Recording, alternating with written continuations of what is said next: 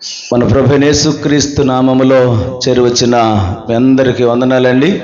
మరి సమయంలో Calvary grace fellowship వ్యవస్థాపకులు, మా ఆత్మీయ నాయకులు, మా ఆత్మీయ తండ్రి, మా పెద్దయ్య గారు కుటుంబరావయ్య గారిని వేదిక మీదకి సాదరంగా ఆహ్వానిస్తున్నాం. అందరూ చప్పట్లు కొట్టి దేవుని మహిమపరుద్దాం. అలాగే మరి పిఎఫ్ వ్యవస్థాపకులు, పెనియోల్ ఇవాంజలికల్ ఫెలోషిప్ వ్యవస్థాపకులు, ఆయన కూడా మా ఆత్మీయ నాయకులే. వారిని కేజే కాంతారావయ్య గారు గట్టిగా చప్పట్లు కొడుతూ వారిని ప్రేమపూర్వకంగా ఆహ్వానం ఇస్తా ఉన్నాం. ట్రినిటీ చర్చ్ తోటగూడెం దైవజనులు, మాకు అత్యంత ఆత్మీయులు, ఆత్మీయ నాయకులు నూతన్ కుమారయ్య గారిని వేదిక మీదకి ప్రేమతో ఆహ్వానిస్తున్నాం. అందరం చప్పట్లు కొడుతూ ప్రేమపూర్వకంగా మన ఆహ్వానాన్ని తెలియజేద్దాం.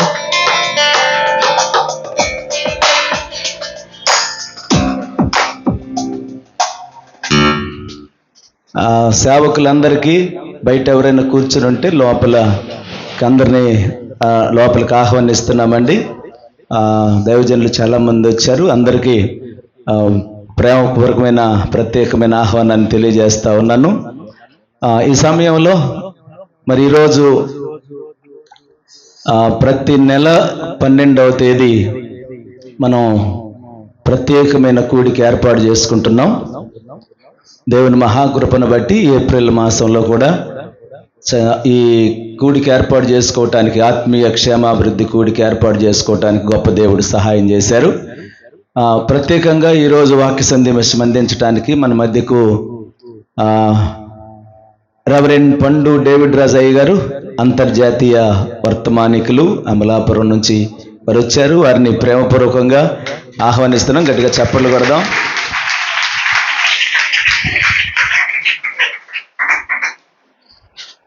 ఓకే, మంచిది. బైబిల్ కాలేజీ ప్రొఫెసర్ గారు బైబిల్ని మనం మరి ఎంతో అర్థవంతంగా, బైబిల్ మాత్రమే కాదు ఇతర గ్రంథాలు కూడా చదివి చక్కగా ఉపదేశించగలిగిన దేవుని సేవకులు మన మధ్యకి రావటం, వారిని ప్రేమపూర్వకంగా మా స్వాగతం తెలియజేస్తున్నాం.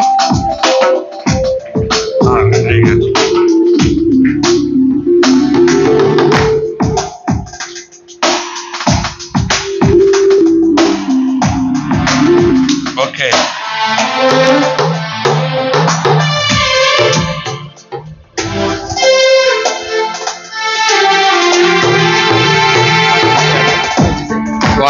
వారు వచ్చి వాక్యం అందించాలని ప్రభువు పేరట మనం చేస్తా ఉన్నాం. చప్పట్లతో మన స్వాగతం తెలియజేద్దాం. హల్లెలూయా.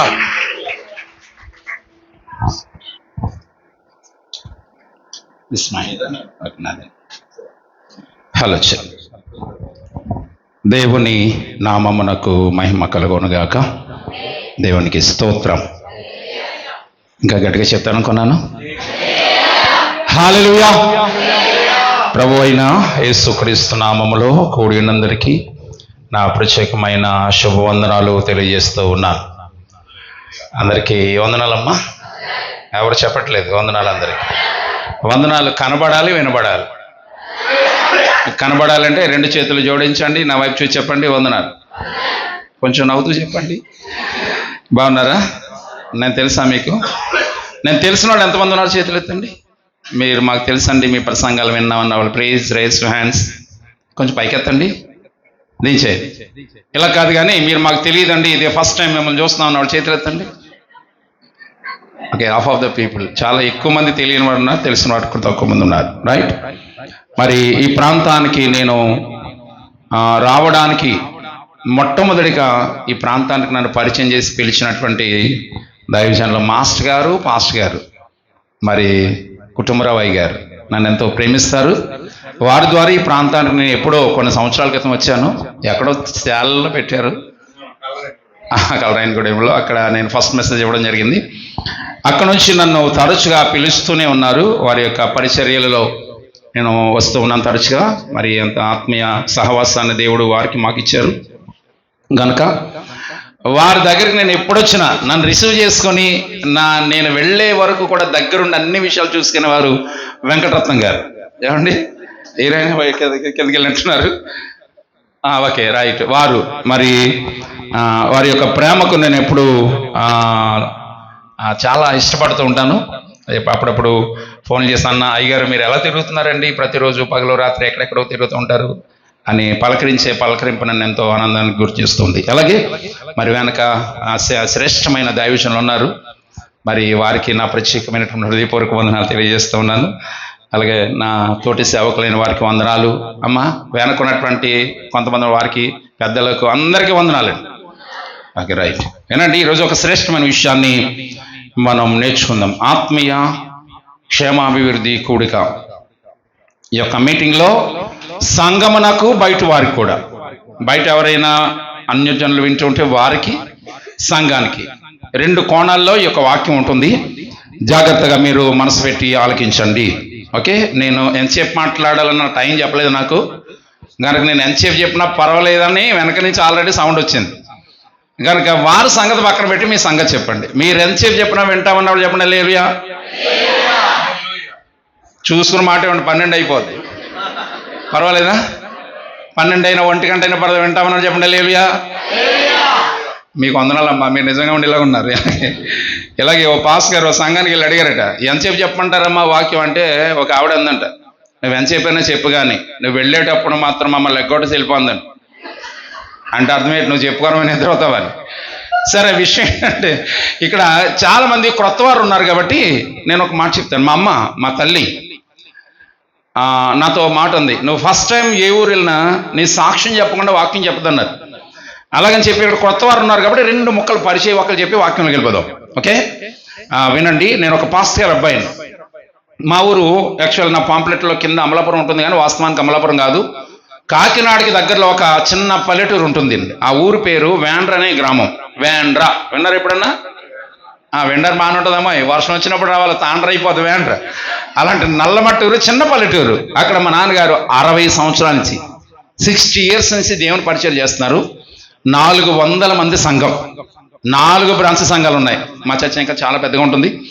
సరే, మా నాన్నగారికి 4 కొడుకులు 1 కూతురు. నేను 2వ వాడిగా పుట్టాను ఇంట్లో. పుట్టిన తర్వాత 2వ సంవత్సరం వయసులో ఉన్నప్పుడు భయంకరమైన పోలియో వచ్చి, పోలియోలో నేను చనిపోయినట. అదే టైంలో మా ఊళ్ళో మరొక 3కి పోలియో వస్తే ఆ 3 కూడా చనిపోయారట.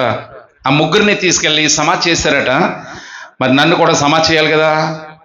సమాధి చేయడం మానేసి నా దగ్గర కూర్చుని ఏడుస్తూ ప్రార్థన చేస్తున్నాడు మా అమ్మగారు, నాన్నగారు. నాయన, ఈ బిడ్డ బ్రతికితే నీ సేవ చేయించుకుంటాం. ఈ బిడ్డ బ్రతికాడంటే గ్రామంలో అందరూ మారిపోతారు. ఎందుకంటే మా ఊరు చాలా భయంకరమైన ఊరు. 90% అందరూ కాపులు ఉంటారు, మిగిలిన 10% మిగిలిన వాళ్ళందరూ ఉంటారు. అంత భయంకరమైనటువంటి ఊరు. అలాంటి ఊళ్ళో సేవకి వెళ్ళారు మా నాన్నగారు. ఈ బిడ్డ బ్రతికిస్తే నీ సేవ చేయించుకుంటామని, బ్రతికితే కనుక గ్రామంలో చాలా మంది మారుతారని ప్రార్థిస్తూ ఉంటే ఎవరో ఒక డాక్టర్ని తీసుకొచ్చారట. ఆ డాక్టర్ నా చేయి పట్టుకొని చూసి అన్నాడట, ఆల్రెడీ ఈ అబ్బాయి ఎప్పుడో చనిపోడని చెప్పారట. అయినా కూడా చూడండి వాళ్ళ విశ్వాసం ఎలాంటిదంటే ప్రార్థన చేస్తున్నారట, నాయన నువ్వు ఎలాగైనా కార్యం చేయ ప్రభు అని. ఈ లోపల ఎవరు ఊళ్ళో కొంతమంది వచ్చన్నారంటే, ఏమండి పాస్ గారు, ఇదే జబ్బొచ్చి 3 చనిపోయే ఊళ్ళో సమాధి చేసేసాం, మీకు తెలుసు కదా, ఈ చనిపోయినోడి దగ్గర అంచెబేడుస్తారు, ఏడ్చిన చాలు కానీ నడని తీసుకెళ్ళి సమాధి చేద్దామని సమాధి పెట్టి రెడీ చేస్తున్న టైంలో నేను కదలడం మెదలడం చేశానట. అంటే చనిపోయిన నేమయ్యాను, బ్రతికాను కానీ ఆ పోలియోలో నాకు ఒక కాలు నోరు లాగేసింది. అంటే కొంచెం మీకు చూపిస్తే అర్థమవుతుంది, మేబీ నా సాక్ష్యం అందరికి మీకు తెలిసిందే. ఇలా చూడండి, నాకు ఈ కాలు ఇలాగే ఉండేది 25 ఇయర్స్. 25 సంవత్సరాల వయసు వచ్చే వరకు ఇలాగ ఏళ్ళ మీదే నడిచేవాడిని. జోడు కానీ షూ కానీ 25 సంవత్సరాల కాలం వేసుకోలేదు. చాలాసార్లు ఆత్మహత్య చేసుకోవాలనుకునేవాడిని. ఎందుకంటే నాతో చదువుకున్న వాళ్ళు, నా ఫ్రెండ్స్ అందరూ చక్కగా జోడు షూ వేసుకొని నడుస్తుంటే నాకు అలా నడవడానికి ఉండేది కాదు. మీకు బాగా చెప్తాను, జోడు లేకుండా షూ లేకుండా మంచి ఎండాకాలంలో తారు రోడ్డు మీద నడండి, ఎలా ఉంటుంది, నడవగలరా? It's very హార్బుల్. అలా నడవలేక అనుకున్నవాడిని, ఈ బ్రతుకు అవసరమా చనిపోదాం అనుకున్నవాడిని. నాకు ఎంతో ఆశ ఉండేది, నా స్నేహితులకు నాకు కూడా జోడేసుకోవడానికి ఉంటే ఎంత బాగుండు అనుకున్నవాడిని. బైబిల్ మాట చెప్తుంది ఏమనంటే, ఆశ కలిగిన ప్రాణమును నా ఆశను దేవుడు నెరవేర్చాడు. 25 years ఇలాగ ఏళ్ళ మీద ఉన్న కాలు ఈ రోజున జోడేసుకుంటున్నాను, షూ వేసుకుంటున్నాను, మీకులాగా చక్కగా నడవడానికి దేవుడు కృప చూపించాడు. దేవునికి మహిమ కలుగును కాదు. ఈ కాలు ఒకటే కాదండి, ముఖానికి భాగం కూడా నాకు ఆ పోలియోలో ఆగేసింది. ఎన్నో సంవత్సరం అప్పుడు నాకు 2వ సంవత్సరం వయసులో. సరే, మొత్తం మీద వారు చేసిన ప్రార్థన బట్టి బ్రతికాను. పెద్దవాడిని 10th క్లాస్ వరకు చదువుకున్నాను. 10th క్లాస్ ఎగ్జామ్స్ రాసి ఇంటికి వచ్చాను. ఇంటికి రాగానే మా నాన్నగారు అన్నారు, నువ్వు పెద్ద చదువులు చదువు ఉద్యోగం చేద్దాం అనుకున్నామేమో, నువ్వు సేవ చేయాలి. ఎందుకంటే చిన్నప్పుడు పోలియో వచ్చి చనిపోతే మేము మొక్కుకుంటే దేవుడు బతికించుకున్నాడు సేవ కొరకు. నువ్వు సేవ చేయాలి బాబు అని మా నాన్నగారు నాతో చెప్తుంటే నేను అన్నాను, దయించి సేవ అనే మాట నా దగ్గర చెప్పకండి. నేను ఎలాగైనా గవర్నమెంట్ జాబ్ సంపాదించుకుంటాను, ఉద్యోగమే చేస్తాను తప్ప సేవ అనేది నా దగ్గర చెప్పొద్దని చాలా గొడవ పెట్టేవాడిని. కారణాలు కొన్ని ఉన్నాయి. స్కూల్లో మాస్టర్లు కాబట్టి మీకు అర్థమవుతుంది. స్కూల్లో మాస్టర్లు చెప్పేవారు, అరే పండు నువ్వు బాగా చదువుకుని 10th class first class pass అయితే నీకు ఖచ్చితంగా గవర్నమెంట్ జాబ్ వస్తుందిరా అని మాస్టర్లు అందరూ నన్ను పండు అని పిలిచేవారు. ఎందుకంటే మా ఇంటి పేరే పండు. బాగుంది కదండి చక్కగా. ఓకే, సరే, విషయం ఏంటంటే మాస్టర్లు కానీ ఫ్రెండ్స్ కానీ అందరూ నన్ను ఇలాగే పిలిచేవారు, పండు బాగా చదువుకోరా, నువ్వు 10th పాస్ అవ్వు చాలు, జాబ్ వచ్చేస్తుంది నీకు, ఎందుకంటే ఫిజికల్గా ప్రాబ్లం ఉంది కదా, నీకు రిజర్వేషన్ ఉంటుంది. ఇలా చెప్తుంటే మాస్టర్లు ఏమైతే చెప్తారో పిల్లలకి అది మైండ్లో ఉండిపోతుంది. నా మైండ్ అంటే ఒకటే ఉంది, ఎలాగైనా 10th పాస్ అవ్వాలి, ఉద్యోగం చేయాలి, 10th పాస్ అవ్వాలి, ఇలాగనుకునేవాడిని. మా నాన్నగారు అన్నారు, ఉద్యోగాలు కాదు నువ్వు సేవ అని. ఎంత గొడవ పెట్టేవాడిని అంటే నమ్మండి, మా నాన్నగారి మీదకి చాలా గొడవకి వెళ్ళిపోయాడు. ఒకరోజు మా అమ్మగారు నన్ను దగ్గర కూర్చోబెట్టుకుని ఏడుస్తూ చెప్తుంది, రేయ్ ఏంటి అలాగ ఎదురుస్తున్నావు నాన్నగారిని, అసలు నీ సంగతి తెలుసురా, నీకు 2వ సంవత్సరం వయసులో పోలియో వచ్చి చనిపోయావు, నీతో పాటు 3 చనిపోయారు, ప్రార్థన చేస్తే దేవుడు నిన్ను బతికించుకున్నాడు ఆయన సేవ కొరకు. ఇప్పుడు సేవ చేయనని చెప్పి తిరుగుబాటు చేస్తున్నావు, నీకు ఏమన్నా బాగుందా బాబు అని మా అమ్మగారు ఏడుస్తుంటే మా అమ్మగారితో నేను అన్న మాట, అమ్మ నువ్వు ఏడుస్తున్నావు కానీ నాకు ఇష్టం లేకుండా, నా పర్మిషన్ లేకుండా ఎవడ సమర్పించమన్నాడు మిమ్మల్ని అంటే ఏమంటారు చెప్పండి? అంత ఘోరంగా మాట్లాడడానికి ఏం చేయాలి అర్థం కాక వాళ్ళు నా కోసం ప్రార్థన చేయడం ప్రారంభించారు. నేనేమో 10th క్లాస్ రిజల్ట్స్ కోసం ఎదురు చూస్తున్నాను. ఈ లోపల 10th రిజల్ట్స్ వచ్చేసాయి. ఏం జరిగిందో మీరు ఊహించి ఉండొచ్చు. హ్యాపీగా ఫెయిల్ అయిపోయినా మామూలుగా కాదు. 10th క్లాసులో ఇంగ్లీష్లో 3 మార్కులు తక్కువ వచ్చి ఇంగ్లీష్లో ఫెయిల్ అయిపోయాను.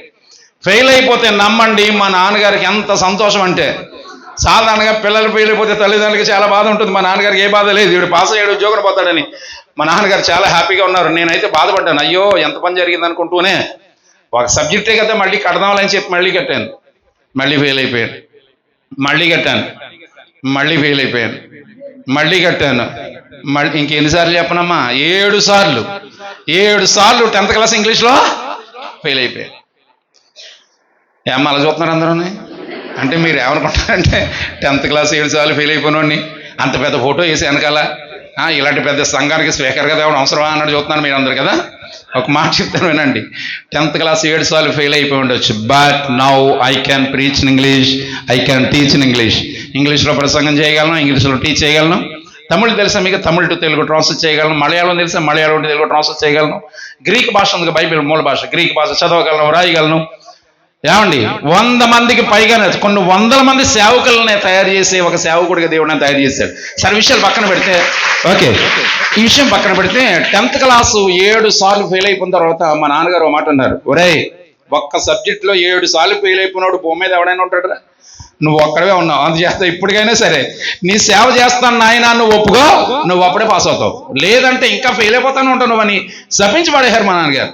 ఎప్పుడైతే ఇలా శపించారో ఆ రోజు మా నాన్నగారితో పెట్టుకున్న గొడవ మామూలు కూడా కాదండి, పెద్ద యుద్ధమే జరిగింది ఇంట్లో. ఇలాగన్నా ఏంటి గట్టిగా మాట్లాడుతున్నారు మీరు, భోజనం పెడుతున్నారు కాబట్టి సేవ అన్నారా, బ్రతకలేననుకున్నారా? బ్రతికి చూపిస్తా, బ్రతకలేకపోతే అడుక్కు తింటా, నేను మాత్రం సేవ చేయను అని పెద్ద గొడవ పెట్టి 2 జతల బట్టలు పట్టుకొని ఇంట్లోంచి పరారు. పక్కన ఉన్న కాకినాడ పట్టణాన్ని పారిపోయి ఏ పని దొరక్క ఒక కంపెనీలో రిక్షా తొక్కడానికి కుదిరా. కాకినాడ రోడ్ల మీద రిక్షా తొక్కుతూ దిక్కులేని వాళ్ళలాగా, ఎందుకు పనికిరాని వాడిగా రిక్షా తొక్కుతూ బ్రతుకుతున్న నన్ను దేవుడు ఎలా తీసుకొచ్చి ఆయన సేవలో పెట్టుకున్నాడు. ఈ రోజున అందరు రాష్ట్రంలో మీరు ఎక్కడికైనా వెళ్ళండి, నా ఫోటో కనపడుతుంది. 6 సంవత్సరాలు బైబిల్ ట్రైనింగ్ చేశా. మెడ్రాస్లో, కేరళలో, ఏమండి బైబిల్ ట్రైనింగ్ చేయడమే. కేరళ రాష్ట్రంలోనే ఒక బైబిల్ కాలేజీలో నేను టీచ్ చేసేవాడిని. దేవుడు నన్ను ఎలా తీసుకొచ్చి ఆయన సేవలో పెట్టుకున్నాడు అన్న సంగతి మరోసారి ఎప్పుడన్నా వచ్చినప్పుడు చెప్తాను. This is my test money, బ్రీఫ్గా నా టెస్ట్ మనీ చెప్పాను. ఇక సాక్ష్యం గురించి చూడకండి, కొత్త వాళ్ళు ఉన్నారు కాబట్టి నా పరిచయ వాక్కులు చెప్పాను. Okay right, with you formation. ఒకవేళ మీరు ఓకే అంటే సాక్ష్యం కంప్లీట్ చేసే వాక్యం చెప్పండి, మాకు టైం కూడా లేదన్నవాడు చెప్పండి. హల్లెలూయా. మీకు వందనండి. అయ్యగారు నా సాక్ష్యం ఎలా ఉందంటే వీళ్ళకి సీరియల్లాగా ఉంది కదా. తర్వాత ఏం జరిగిందా, మళ్ళీ ఇప్పుడు వస్తాడే ఉంటానని చూస్తాను. మీరు మళ్ళీ వస్తానే ఉంటారు, పిలుస్తూ ఉంటారు అయ్యగారు. మళ్ళీ విషయం మిగిలిన చూసుకుందాం. రైట్, వినండి. ఈరోజు ఒక శ్రేష్టమైన విషయాన్ని సంఘమునకు అలాగే బయట వారికి మన ఆత్మీయ క్షేమానికి అవసరమైనటువంటి ఒక మ్యాటర్ చెప్తాను. చాలా జాగ్రత్తగా వినండి. ఓకే, అందరు నా వైపే చూడండి. ఇంకా ప్రసంగం స్టార్ట్ అయిన తర్వాత ఇంకెవరు లోపలికి వెళ్ళడం బయటకు రావడం ఈ తదంగా పెట్టుకోకండి. ఒకవేళ ఎవరన్నా వెళ్ళిపోవాలి అనుకుంటే కనుక ఒక పని చేయండి. ఇప్పుడే నడిపించున్నానవా, పాట పాడుతాను, నడిచి వెళ్ళి వాడు నెమ్మదికి వెళ్ళిపోండి. మధ్యలో లోపలికి బయటికి తిరగొద్దు. రెండవది, ఇంకా ప్రసంగం అయ్యేదాకా ఇంక నా వైపే చూడాలి మీరు. నా ముఖం మీకు నచ్చినా నచ్చకపోయినా నా వైపు చూస్తూ ఉంటే ప్రసంగం బాగా అర్థమవుతుంది. ఓకే, రైట్, వెళ్దాం.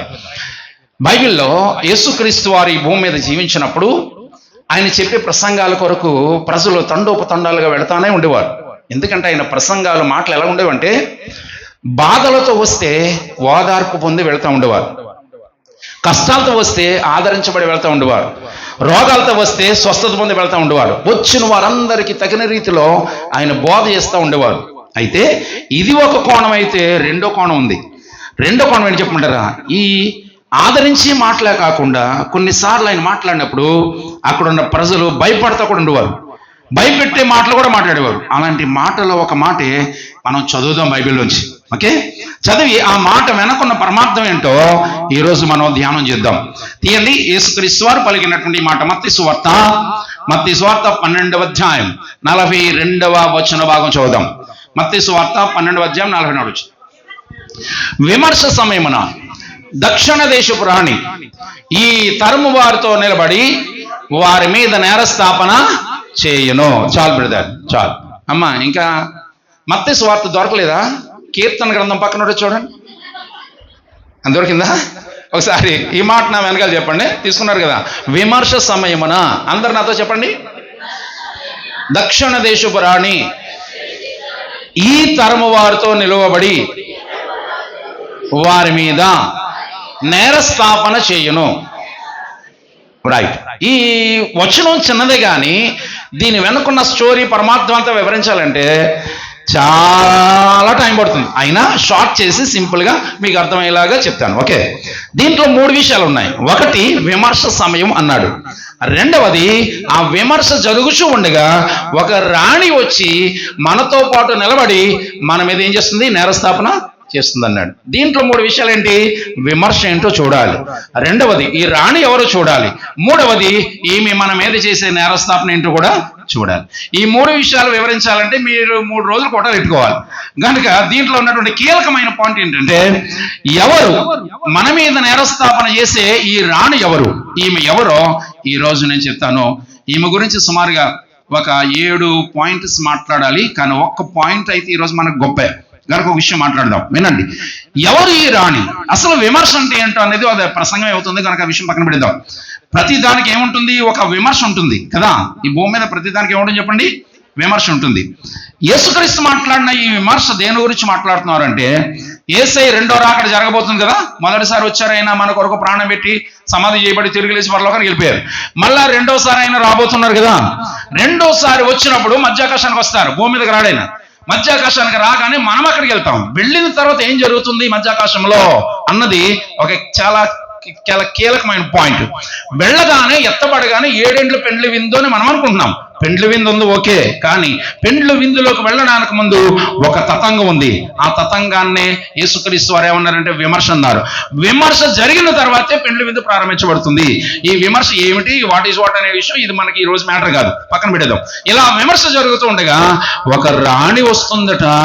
ఆ రాణి మనతో పాటు నిలబడి మన మీద ఏం చేస్తుంది? నేరస్థాపన చేస్తుందని యేసుక్రీస్తు వారే స్వయంగా చెప్పారు. ఎవరు ఈ రాణి అని ఆలోచన చేస్తే ఆయన ఒక క్లూ ఇచ్చారమ్మా. క్లూ ఇచ్చారు యేసయ్య. ఎవరు ఈ రాణి అంటే దక్షిణ దేశపు రాణి అన్నారు. ఎవరు ఈ దక్షిణ దేశపు రాణి అని ఆలోచన చేస్తే వినండి, ఈ భూమి మీద యేసుక్రీస్తు వారు పుట్టిన దేశం ఏ దేశం చెప్పండి? యేసయ్య పుట్టిన దేశం పేరు ఇశ్రాయేలు దేశం. చెప్పండి, ఇశ్రాయేల్ దేశం. యేసుక్రీస్తు వారు ఇశ్రాయేల్ దేశంలో నిలబడి ఈ మాట మాట్లాడుతున్నారు. ఇప్పుడు ఇశ్రాయేల్ దేశానికి దక్షిణ భాగంలో ఒక దేశం ఉంది. ఆ దేశపు రాణి గురించి యేసుప్రభువు మాట్లాడుతున్నారు. ఏమండి, ఇశ్రాయేల్ దేశానికి ఏమండి దక్షిణ భాగంలో 1250 మైళ్ళ దూరంలో ఒక దేశం ఉంది. ఆ దేశం యొక్క రాణి గురించి యేసుప్రభు మాట్లాడతాను. అయితే మాట చెప్తానండి. యేసుప్రభు వారు కాలానికి ఆ రాణి గురించి చెప్తున్నారు కదా, ఆ రాణి కాలానికి మధ్యలో 700 సంవత్సరాల గ్యాప్ ఉంది. అంటే ఈ రాణి భూమి మీదకి వచ్చి పరిపాలించి చనిపోయిన తర్వాత 700 సంవత్సరాలకు యేసుక్రీస్తు వారు వచ్చారు భూమికి. అంటే ఈ రాణికి యేసుప్రభు వారి కాలానికి మధ్యలో ఎంత గ్యాప్ ఉంది? 700 సంవత్సరాల తర్వాత వచ్చిన యేసయ్య ఆ రాణి గురించి మాట్లాడుతున్నారు అంటే ఈ రాణి సామాన్యురాలు కాదు. ఎవరు ఈ రాణి? ఆమె యొక్క బ్యాక్గ్రౌండ్ ఏంటో, ఆమె యొక్క నేపథ్యం ఏంటో ఈరోజు మనం చూద్దాం. అయితే విందాం. ఈ రాణి ఎవరు కాదు. ఇశ్రాయేలు దేశానికి దక్షిణ భాగంలో 1250 మైళ్ళ దూరం ఉన్నటువంటి దేశం పేరు ఇప్పుడున్నటువంటి దేశం. ఈ రాణి గురించి బైబిల్లో పేరు రాయలేదు. చాలా మంది స్త్రీల పేర్లు బైబిల్లో రాయలేదు, కావాలనే రాయలేదు. ఎందుకు రాయలేదు అనేది అదొక పెద్ద స్టోరీ. ఎందుకంటే యూదులు స్త్రీల పేర్లు రాయడానికి ఇష్టపడరు పుస్తకాల్లో. ఏమండి, యూదులు వినండి, ఈ యొక్క రచయితలు ఉన్నారు కదా, పోయట్స్, రచయితలు పుస్తకాలు రాసేటప్పుడు కూడా స్త్రీల పేర్లు రాసేవారు కాదు యూదులు. ఎందుకంటే స్త్రీని చాలా దారుణంగా చూస్తారు వాళ్ళు. అయితే వినండి, విషయం ఏంటంటే ఈ కారణం చేత చాలా మంది స్త్రీల పేర్లు బైబిల్లో కనపడవు. శాపదేశపు రాణి అని ఉంటుంది తప్ప పేరు ఉండదు. సునేమియురాలు అని ఉంటుంది అప్పుడు పేరు ఉండదు.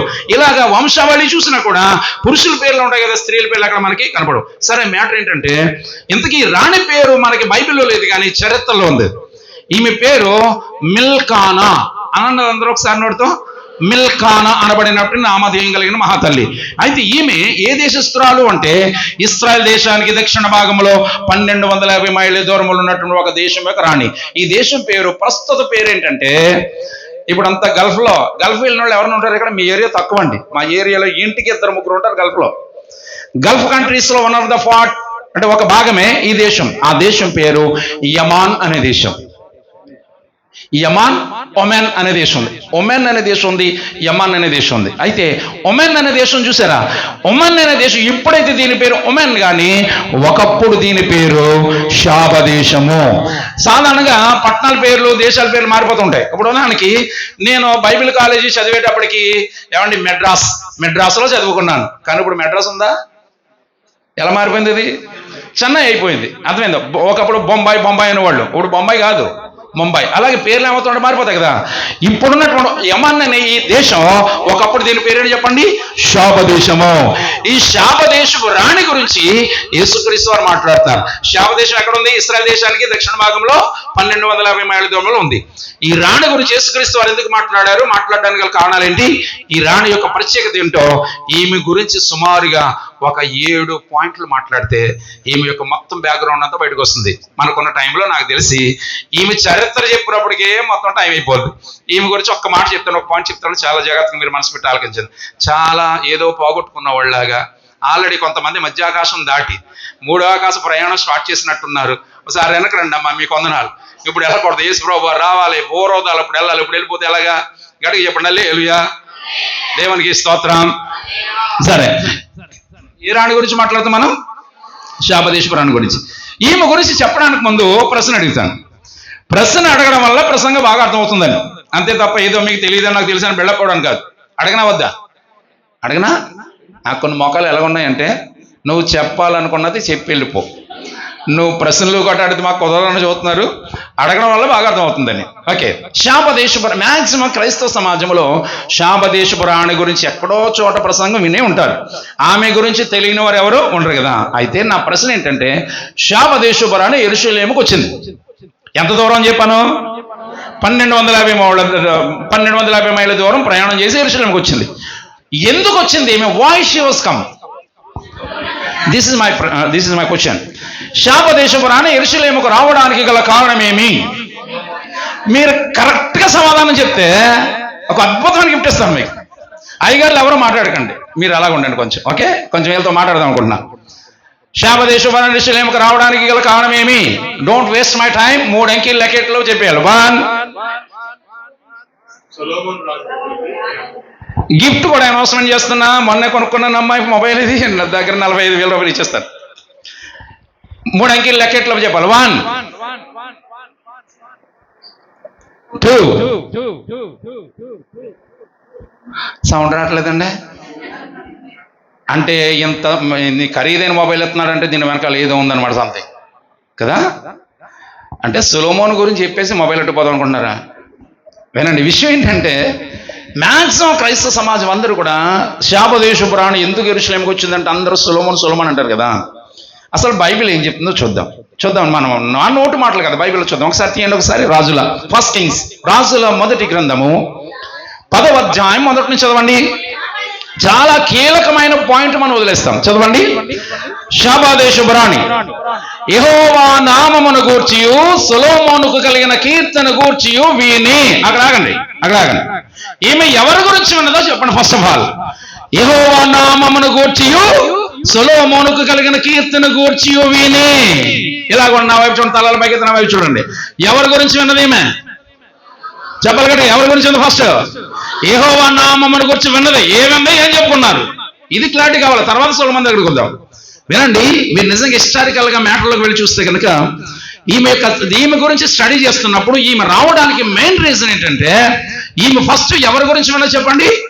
యెహోవా నామాన్ని గురించి ఉంది. ఏమైంది, ఏం చెప్పుకున్నారు ఆ కాలంలో అంటే యెహోవా దేవుని యొక్క కార్యాలు, అద్భుత కార్యాలు, చూచి క్రియలు, ఎన్ని అద్భుతాలు చేశాడో యెహోవా దేవుడు తన ప్రజలైన ఇశ్రాయేలు జనాంగం కొరకు చేసిన అద్భుతాలలో 1-2 చెప్పండి. హలో, నాకు అర్థమవుతుందా? మీరు బైబిల్ చూడదు, నా వైపు చూడాలి. యెహోవా దేవుడు తన ప్రజల కొరకు చేసిన అద్భుతాలలో 1-2 చెప్పండి. ఐగుప్తు దేశంలో బయటికి తీసుకొచ్చిన తర్వాత వాళ్ళకి వచ్చిన భయంకరమైన అడ్డు, ఎర్ర సముద్రం అడ్డు వస్తే ఏం చేశాడు? తన ప్రజల కొరకు సముద్రాన్ని చీల్చి ఆరిన నేల చేసి అవతలకు నడిపించేశాడు. దేవునికి మహిమ కలుగును గాక. ఆ కాలంలో ఇలాంటి అద్భుతం కని విని ఎరిగినటువంటి అద్భుతం జరిగి చేశాడు దేవుడు, యెహోవా దేవుడు తన ప్రజల కొరకు. ఇదేనా? సముద్రం దాటి, అది యొక్క సముద్రం దాటిన తర్వాత ఇలా ప్రయాణం చేస్తున్నప్పుడు ఆహారం కొరకు బాధపడుతుంటే ఏం చేశాడు? ఎక్కడ నుండి? ఆకాశం నుండి మన్నా కురిపించాడు. ఎంతమందికి? 6,03,550 మంది కాల్బలం నుండి బైబిల్లో. ఈ లెక్కలు కూడా చూసుకోండి మీరు. 6,03,550 మంది కాల్బలము అనగా కాళ్లతో నడిచే యోధులు, వీరులు. అర్థమైందా? యాక్చువల్ బలమైనటువంటి వీరులు, యోధులు, కాళ్లతో నడిచేవారు ఎంతమంది లెక్క? 6,03,550 మంది. కానీ ముసలోళ్ళు నడవగలరా? అరణ్యంలో పిల్లలు నడవగలరా? కాళ్ళు ఎప్పుడు ఒళ్ళెప్పుడు నడవగలరా? నడవలేరు కదా. అందుకే యోధులైన వారు కావిడ వేసుకుని, కావిడ అంటే తెలిసిన ఏరియాలో కావిడ వేసుకుని ఆ బొట్లో ఒక ముసలమ్మ, ఈ బొట్లో ఒకడు, ముసాల మీద కొంతమంది, గాడిదల మీద కొంతమంది, గుర్రాల మీద కొంతమంది, ఒంట్ల మీద కొంతమంది, మొత్తం మీద గాడిద మీద, గుర్రాల మీద, ఒంట్ల మీద, బొట్టల్లో, తట్టల్లో ఉన్న వాళ్ళందరినీ లెక్క పెడితే 24 లక్షల మంది. 6 లక్షలు కాదు, ఎంతమంది ఉంది రోడ్లో? 24 లక్షల మందికి ఆకాశమును ఏం కురిపించాడు మహాదేవుడు? మన్నా తిని బోరు కొట్టేసి వీళ్ళు అన్నారు, ఎప్పుడు చూసినా తెల్లనమేనా? అక్కడ ఉన్నప్పుడే బాగుండేది, వారానికి ఒకసారి ఆయన కక్క ముక్క దొరికేది అని దేవుడు మీద అనుకుంటుంటే దేవుడు అన్నాడు, బిడ్లారా నేను ఉన్నాను కదరా, మీకు కంగారు పడకండి అని. మహాదేవుడు ఏం చేశాడు చెప్పండి? పూరేళ్ల మాంసం. ఎంతమందికి? ఈ ట్యూబ్లైట్ లాగా ఉన్నారండి, ఎల్లో స్పీడ్గా రావట్లేదు చెప్పండి.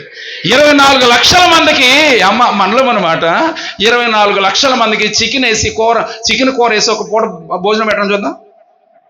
24 లక్షల మందికి ఒక్క పూట. చుట్టుపక్కల ఉన్న కోళ్లు ఫారాలన్నీ ఖాళీ అయిపోవాలి, అయినా సరిపోదు కదా. మహాదేవుడు చేసిన అద్భుతాలు 1-2.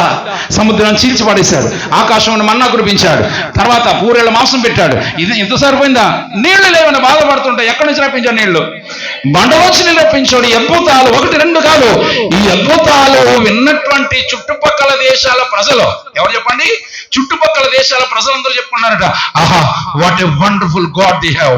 ఎంత అద్భుతమైన దేవుడిని ఆ ప్రజలు కలిగి ఉన్నారు, ఆ ప్రజలు ఎంత భాగ్యవంతులని. యెహోవా దేవుడు చేసిన అద్భుతాలు, సూచక్రియల గురించి చుట్టుపక్కల దేశాల ప్రజలందరూ గొప్పగా చెప్పుకుంటూ, ఆ చెప్పుకుంటున్న మాటలు దేశాలు దాటి ఎక్కడి వరకు వచ్చేసిందంటే ఇశ్రాయేల్ దేశానికి 1250 మైళ్ళ దూరంలో ఉన్నటువంటి శాప దేశంలోకి వచ్చింది వార్త. ఎవరి గురించిన వార్త? యెహోవా దేవుని గురించిన వార్త వస్తే అప్పటికి శాప దేశం యొక్క పరిస్థితి ఏంటంటే, వినండి, ఈ దేశం యొక్క హిస్టరీ చూస్తే భయంకరమైన విగ్రహారాధన సంబంధమైన దేశం. ఈ దేశ ప్రజలు ఆరాధన చేసే దేవుడు ఎవరంటే, ఇలా చెప్పనవండి, శాపదేశ పురాణి సూర్య దేవత ఆరాధికురాలు, సూర్యుణ్ణి దేవుడుగా కొలిసే దేశమే శాపదేశం. ఈ దేశంలో సూర్యుడిని తప్ప ఎవరిని కూడా దేవుడిగా ఆరాధన చేయరు, కొలవరు. అలాంటి దేశంలోకి మీకు ఇలా చెప్పనండి, మీకు అర్థం అవ్వలేదన్న సంగతి నాకు బాగా అర్థమైంది, కొంచెం ఇంకా బెటర్గా చెప్పి. సూర్య నమస్కారం తెలుసమ్మా? హలో అనగానే ఒక్కసారి తిరిగి నాకు రిప్లై ఉండి అందరూ హలో అయ్యి బాబు ఏమండి ఉపయోగంగా ఉన్నారా కొంచెం హలో అబ్బాయి మీరు వింటున్నారో లేదో తెలియాలంటే నాకు కొంచెం రిప్లై సౌండ్ గట్టిగా ఇవ్వాలి. Hello very good. నేను మధ్యలో హలో అని పలకరిస్తాను, ఎందుకంటే మీరు వింటున్నారు లేదా మెలకుగా ఉన్నారు లేదని తెలుసుకోవడం కోసం. హలో ఇవ్వ ఇంతమంది ఉన్నారు, సౌండ్ రాలేదండి. బయట వాళ్ళు కూడా హలో. నేను హలో అన్న ప్రతిసారి తిరిగి మీరు నాకు రిప్లై ఇవ్వాలి హలోని. హలో ఇలాగంటేనే మీరు బతుకున్నారని అనుకుంటా. హలో హలో గడిగేమా హల్లెలూయా. వినండి, ఈ శాపదేశపురాన్ని యెరూషలేముకు రావడానికి గల కారణం ఏంటంటే, వినండి, యెహోవా దేవుని గురించిన వార్త ఎక్కడికి వెళ్ళింది చెప్పండి? శాపదేశంలోకి వెళ్ళింది. అప్పుడు ఈ శాపదేశం పరిస్థితి ఏంటి? సూర్యుడిని దేవుడిగా కొలిసే దేశం అది. సూర్యుని దేవుడిగా ఆరాధించారు. సూర్య నమస్కారం అంటే మీకు అర్థమవుతుందేమో. మీ ఊళ్ళో సూర్య నమస్కారం చేస్తారా? మా ఊరు ఎప్పుడన్నా రండి, వేండ్ర అనే గ్రామం వస్తే ఊళ్ళోకి రాగానే పెద్ద చెరువు ఉంటుంది, పెద్ద చెరువు ఉంటుంది. చెరువుకి పక్కన యేసు ప్రభు వారి గుడి మందే, ఆ పక్కనేమో శివాలయం. ఉదయం లేవగానే మాకు దర్శనాలు చెప్పిన కొంతమంది బ్రాహ్మణోత్తములు నీళ్ళలోకి దిగి సూర్యుడు వస్తున్నాడు అని మనకు దోషులతో నీళ్ళు తీసేలా పోస్తూ పాప ఓహం పాప కర్మ పాపత్మ పాప సంప త్రాహిమాం కృపయా దేవాశాన కదవచనం ప్రార్థన చేస్తూ ఉంటారు. ఒకసారి నా వెనకాల పలకండి మాట, పాప ఓహం పాప కర్మ పాపత్మ పాప సంభవ త్రాహిమాం అనండి. చాలా బాగా అన్నారు. ఓకే, యాక్చువల్లీ విషయం ఏంటంటే ఇది సూర్య నమస్కారం, సూర్యుని దేవుడిగా కొలిసేది. హలో అమ్మ లైన్లోకి వచ్చారు, దేవునికి స్తోత్రం కలుగును గాక. అలాంటి సూర్యుని దేవుడిగా కొలిసే దేశంలోకి ఏ వార్త వెళ్ళింది? యెహోవా దేవుని గురించిన వార్త. ఆయన గురించి ఆ ప్రజలు విని, శాపదేశపు ప్రజలు విని, అవునా ఇంత గొప్ప దేవుడా, సముద్రం చేర్చడం ఏంటా నాయన, వాళ్ళు ఆశ్చర్యపోయారు. సముద్రం చేర్చడం తన ప్రజల కొరకని ఆయన గురించి చెప్తూ ఉండగా ఆకాశంలో మన్నా కురిపించారని, ఏమండి బండలోంచి నీళ్ళు రప్పించారని ఈ మాటలు విన్నటువంటి ఆ దేశ ప్రజలు ఒక్కసారిగా షాక్ అయ్యారు. ఇలాంటి దేవుడు కూడా ఉన్నాడా ఈ భూమి మీద? సముద్రాన్ని చీల్చడమా, ఆకాశం మన్నా కురిపించడం ఏంటి, బండలోంచి నీళ్ళు రప్పించడం ఏంటి అని ఆ దేవుడి గురించి వినగా వినగా బైబిల్ చెప్తుంది, వినటం వలన విశ్వాసం కలుగునన్న మాటకు తగినట్లుగా దేశ ప్రజలు కొంతమంది ఏం చేశారంటే, ఇంకోటి ఇన్ని అద్భుతాలు చేశాడనే మాట వినడమే కాదు, యెహోవా దేవుని పేరు వినగానే ఒక్కసారి వాళ్ళు షాక్ అయ్యారు. ఏమని తెలుసా? వీళ్ళు ఆరాధిస్తున్న దేవుడు ఎవరు చెప్పండి? సూర్యుడు కదా. వీళ్ళు అన్నారు ఏమనంటే, ఈ దేవునికి కూడా, ఏ దేవునికి? యెహోవా దేవునికి ఉన్న పేరు ఏంటంటే, పాత మనం చదువుతూ ఉంటుంది, నీతి సూర్యుడైన యెహోవా. చదవరి మాట ఎప్పుడైనా, నీతి సూర్యుడైన యెహోవా, ఈ దేవునికి కూడా ఈ సూర్యుడు అనే పేరు ఉందని వినగానే వాళ్ళు ఆశ్చర్యపోయి అనుకున్నారట, ఒరే నాయనలారా, మనం ఆరాధించిన ఈ సూర్యుడైన దేవుడు ఎలాంటి అద్భుతాలు ఎప్పుడు చేయలేదే, ఇన్ని అద్భుతాలు చేసిన దేవునికి సూర్యుడు అనే పేరు ఉందంటే మనం నిజంగా ఆరాధించవలసిన వాడు ఈయన కాదురా బాబు, ఈ దేవుడే నిజమైన దేవుడు, ఈయన ఆరాధించాలని ఆ దేశ ప్రజలు అందరు కాదు కొంతమంది రహస్యంగా బాహాటంగా ఆరాధన చేయడానికి లేదు, రహస్యంగా ఏం చేయడం ప్రారంభించారు చెప్పండి? యెహోవా దేవుణ్ణి ఆరాధించడం ప్రారంభించారు. రహస్యం దాగుతుందా? ఎప్పటికైనా బయటకు వస్తుంది కదా. కొన్నాళ్ళకి ఈ విషయం బయటకు వచ్చింది ఏంటంటే, యెహోవా దేవుణ్ణి ఆరాధన చేసే ప్రజలు కొంతమంది మన దేశంలో బయలుదేరారన్న వార్త రాణి గారి దగ్గరికి వెళ్ళింది. రాణి మంత్రిని పిలిచిందంట. రాణి మంత్రి, ఏం జరుగుతుంది మన దేశంలో అనగానే మంత్రి గారికి మ్యాటర్ అర్థమై, అమ్మా మన దేశంలో యెహోవా అనే దేవుణ్ణి ఆరాధన చేసే ప్రజలు కొంతమంది బయలుదేరారు అనగానే ఈ రాణి ఉందంట, ఎవరు యెహోవా? రాజులు ఎలాగ మాట్లాడతారు రాణులు, ఎవరు యెహోవా అనగానే చెప్పారు, అమ్మ ఆ దేవుడు సామాన్యుడు కాదు, తన ప్రజల కొరకు సముద్రాన్ని చీల్చేశాడట, ఆకాశంలో మన్నా కురిపించాడట, బంటలో నీళ్ళు రప్పించాడట అని ఈ అద్భుతాల గురించి ఈమెతో చెప్తూ ఉండగా ఈమె కూడా వినండి. మీరు ఎప్పుడన్నా టీవీ చూస్తారు? మీరు అమ్మా టీవీ అబ్బా బాబు మొక్కలు ఎలా ఉన్నాయంటే, టీవీ అంటే ఎలా ఉండదు అన్నట్టు పెట్టారు మీరు మొక్కలు. టీవీలో మీరు ఏం చూస్తారు? మీ జాతకాలన్నీ నా దగ్గర ఉన్నాయి. అర్థమైందా? విషయం ఏంటంటే, వినండి, టీవీలో చూడొద్దని చెప్పలేదు కానీ టీవీలో అడ్డమైన ఛానల్ చూడకండి. మ్యాటర్ ఏంటంటే, టీవీలో ఒక యాడ్ వస్తుందండి, హవాక్కయ్యారా, వీళ్ళకి అర్థమవుతుంది ఎలాగైతే కదండి. అలాగే ఎప్పుడైతే సముద్రాన్ని చీల్చాడని తన ప్రజల కొరకు, ఆకాశంలో మన్నా కురిపించాడని, బండలోంచి నీళ్ళు పెంచడం వినగానే ఈమె కూడా ఒకసారి ఏమైపోయిందంటే హవాక్కయి, ఏమండి అవునా నిజమా, ఎలాంటి దేవుడు ఉన్నాడు ఈ భూమి మీద, ఎవరి దేవుడు అని ఆయన గురించి అడగని చెప్పగా వినుట వలన విశ్వాసం కలుగునన్నట్లుగా ఈమెకు కూడా మనసులో ఏం కలిగింది పట్ల ఈ ఆశ్చర్యాల గురించి, సూచకుల గురించి విన్నటువంటి ఆమె ఆయన గురించి వినగా ఒక మాట విన్నది, అమ్మా ఇన్నద్భుతాలు చేయడం కాదు, ఈ దేవునికి ఏం పేరు ఉందంటే మనం ఆరాధిస్తున్నటువంటి సూర్యుని పేరు ఈయన కూడా ఉంది, ఈయన నీతి సూర్యుని యెహోవా అంటని చెప్పగానే అప్పుడు ఆమె తీసుకున్న నిర్ణయం, ఇన్ని అద్భుతాలు చేసిన ఈ దేవుడు ఈ భూమి మీద ఉన్నాడా? ఆయనకి నువ్వు చూడనే పేరుందా? మనం ఆరాధిస్తున్న ఈ దేవుడు ఎప్పుడు ఎలాంటి కార్యాలు చేయలేదే అని ఆ రాణి తీసుకున్న నిర్ణయం ఏంటంటే, ఖచ్చితంగా ఈ దేవుడు ఏ దేశానికి సంబంధించిన వాడు తెలుసుకుంటా అని ఆర్డర్వేగా అప్పుడు చెప్పారట, అమ్మా మనకి 1250 మైళ్ళ దూరంలో ఉన్న ఇశ్రాయేలు దేశం యొక్క దేవుడు ఈ దేవుడు అనగానే ఆవిడందంట, ఇలాంటి దేవుడిని ఆరాధించకుండా పూజించకుండా ఎలా ఉండగలం? వెళదాం, ఈ దేశం ఎక్కడుందో తెలుసుకోండి అది చెప్పారు. మొత్తం అంతా చెప్పారు. ఇలాగా మనకి 1250 మైళ్ళ దూరంలో దక్షిణ భాగంలో ఉంది. ఇలా చెప్పగానే ఇవిడంది ఖచ్చితంగా ఆ దేశంలో ఈ దేవునికి ఆరాధన స్థలం ఉండే ఉంటుంది, పూజా స్థలం ఉండే ఉంటుంది, మందిరం ఉండే ఉంటుంది, వెళదాం, వెళ్ళి ఆ దేవుణ్ణి ఆరాధించి వద్దాం అనేసి అంది. అన్నా ఏమనండి, ఇప్పుడు ఎక్కడికి వెళ్ళడానికి ఏమి నిర్ణయించుకుంది? ఇశ్రాయేల్ దేశానికి వెళ్ళడానికి నిర్ణయించుకుంది. ఎందుకు? యెహోవా దేవుణ్ణి ఆరాధించడానికి, పూజించడానికి. ఇక్కడ సొలొమోన్ గారు ఎక్కడ కనబడ్డారు? మనకి కనపడలేదు కదా. ఇప్పుడు వెనకాల వస్తారు. ఎలాగ చెప్పమంటారా? ఒక రాణి గాని రాజు గాని వేరొక దేశానికి వెళ్ళాలి అంటే ఖచ్చితంగా రాజు ఆ దేశం యొక్క రాజు ఎవరో తెలుసుకోవాలి. తెలుసుకున్న తర్వాత ముందేం పంపించాలి? తాకీదులు అంటే మీకు అర్థమవుతుందేమో, ముందుగా సమాచారం పంపాలి. పంపిన తర్వాత అప్పుడు వెళ్తారు. ఇప్పుడు మన ప్రధానమంత్రి మోడీ గారు అమెరికా వెళ్ళాలంటే ఉన్న పడంగా చెప్పా చేయకుండా వెళ్ళడానికి ఉండదు. వెళ్ళాలంటే ముందుగా ఏం చేయాలి? సమాచారం పంపాలి. ఏ డేట్లో వస్తారని కూడా చెప్పారు. సేమ్ టు సేమ్ ఈ రాణి అందట ఇంతకీ దేశం ఎక్కడుందో తెలుసుకోమనగానే చెప్పారు, పలానా చోటు ఉందని. కానీ అయితే ఖచ్చితంగా దేశంలో యెహోవా దేవునికి ఆరాధన స్థలం ఉండే ఉంటుంది, మందిరం ఉండే ఉంటుంది, వెళ్ళి ఆరాధన చేసి వద్దాం. అయితే కట్టండి ప్రయాణాలంది. వెళ్ళాలంటే ముందుగా సమాచారం పంపాలి కనుక ఇందుకు ఆ దేశానికి రాజు ఎవరో తెలుసుకుంటారు అందట. తెలుసుకో అనగానే అప్పుడు చెప్పారండి, యెహోవా దేవుని కంటే గొప్పగా చెప్పేశారు ఈ రాజు కోసం. ఎవరు ఈ రాజు? మహాజ్ఞాని అయిన సొలొమోను గురించి చెప్పారట. అమ్మా, ఈ దేవుడి సంగతి ఏమో గాని ఈ రాజు సామాన్యుడు కాదు, మహాందగాడు, మహాజ్ఞానవంతుడు.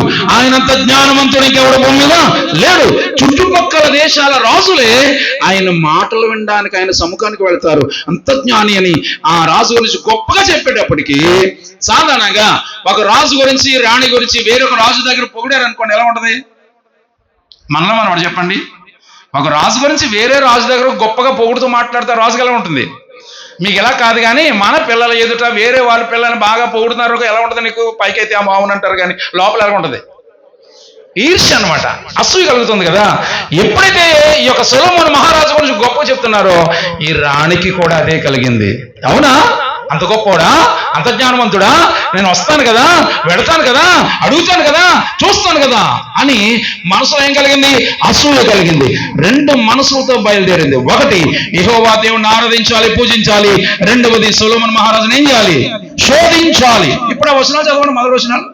ఇందాక చదివిన మొదటి వచనాలు ఇప్పుడు చదవండి. మొదటి వచనం, శాపదేశపు రాణి యెహోవా నామమును గూర్చి సొలొమోనుకు కలిగిన కీర్తిని గూర్చి విని గూఢార్థములు గల మాటల చేత అతనిని శోధించవలెనని వచ్చేను. చాలు, దేవునికి మహిమ కలుగును గాక. తలల పైకెత్తండి, నా వైపు చూడండి. దేవునికి స్తోత్రం, హల్లెలూయా. ఇవన్నీ శాపదేశపు రాణి యెరూషలేముకు రావడానికి గల మెయిన్ రీజన్ ఏంటంటే చెప్పండి, మెయిన్ రీజన్ ఏంటి? యెహోవా దేవుని ఏం చేయాలి? ఆరాధించాలి, పూజించాలి. సొలొమోను రాజును ఏం చేయాలి? శోధించాలన్న మనసుతో బయలుదేరింది. అందుకే వినండి, ఈమె గురించి 7 పాయింట్లు వింటే మీకు అర్థమవుతుంది.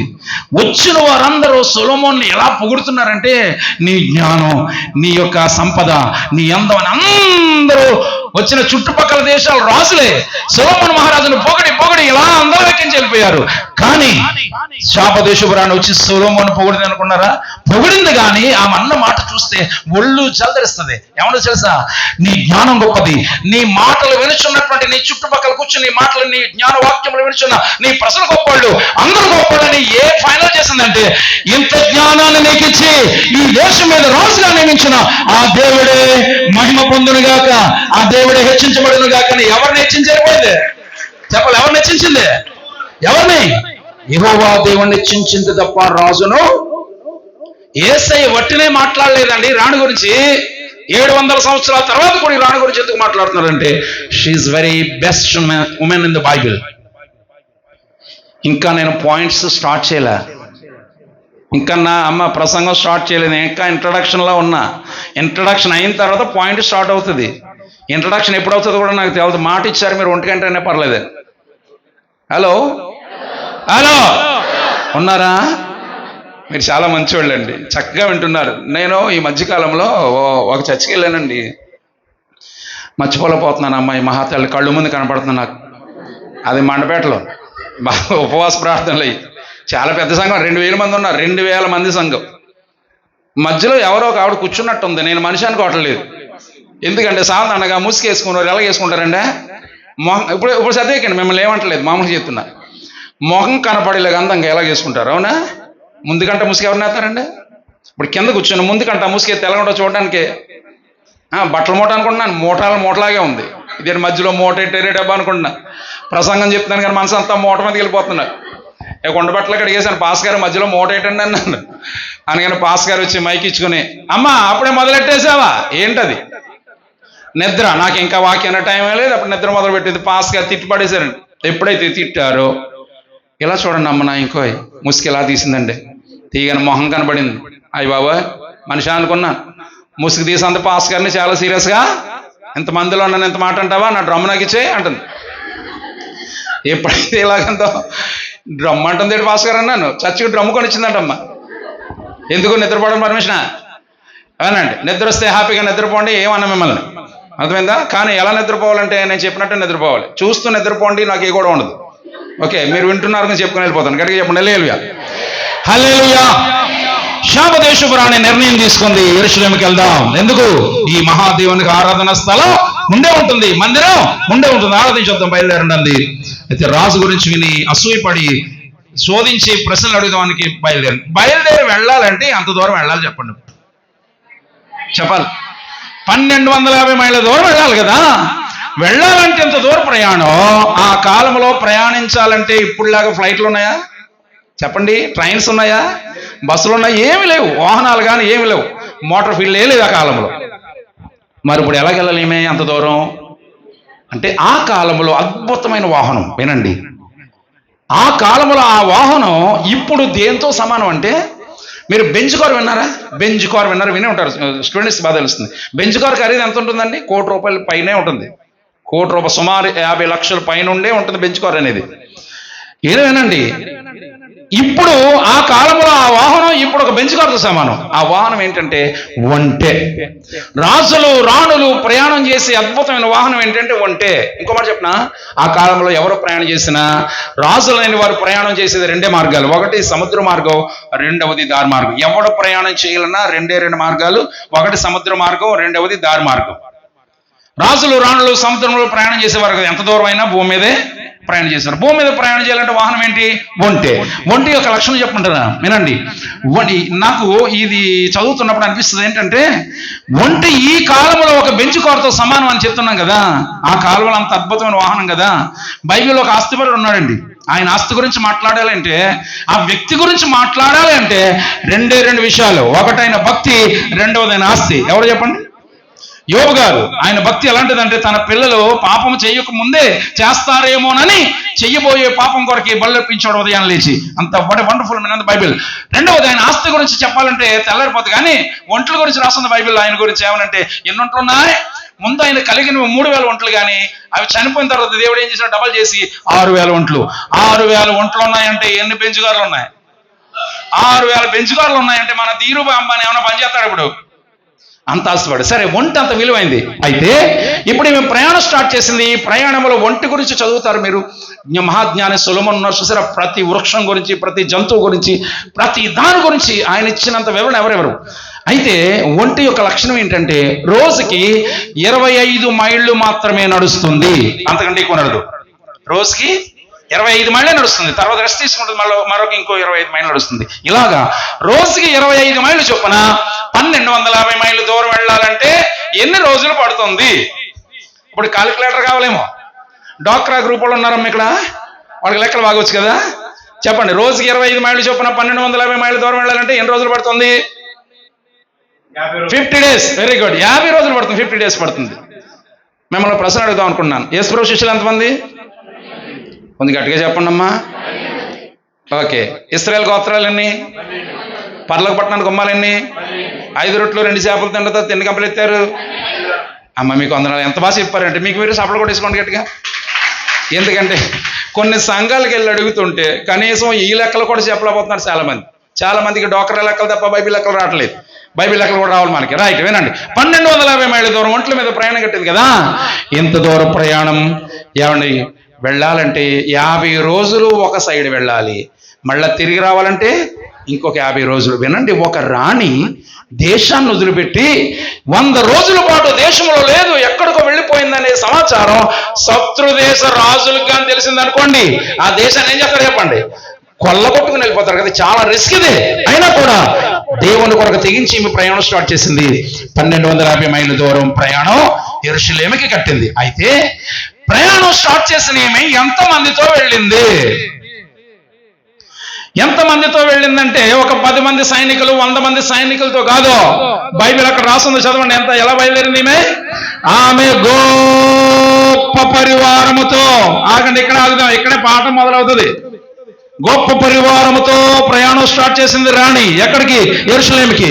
పరివారము అనగా, మీరు బిబిలికల్ డిక్షనరీ చూసుకోండి.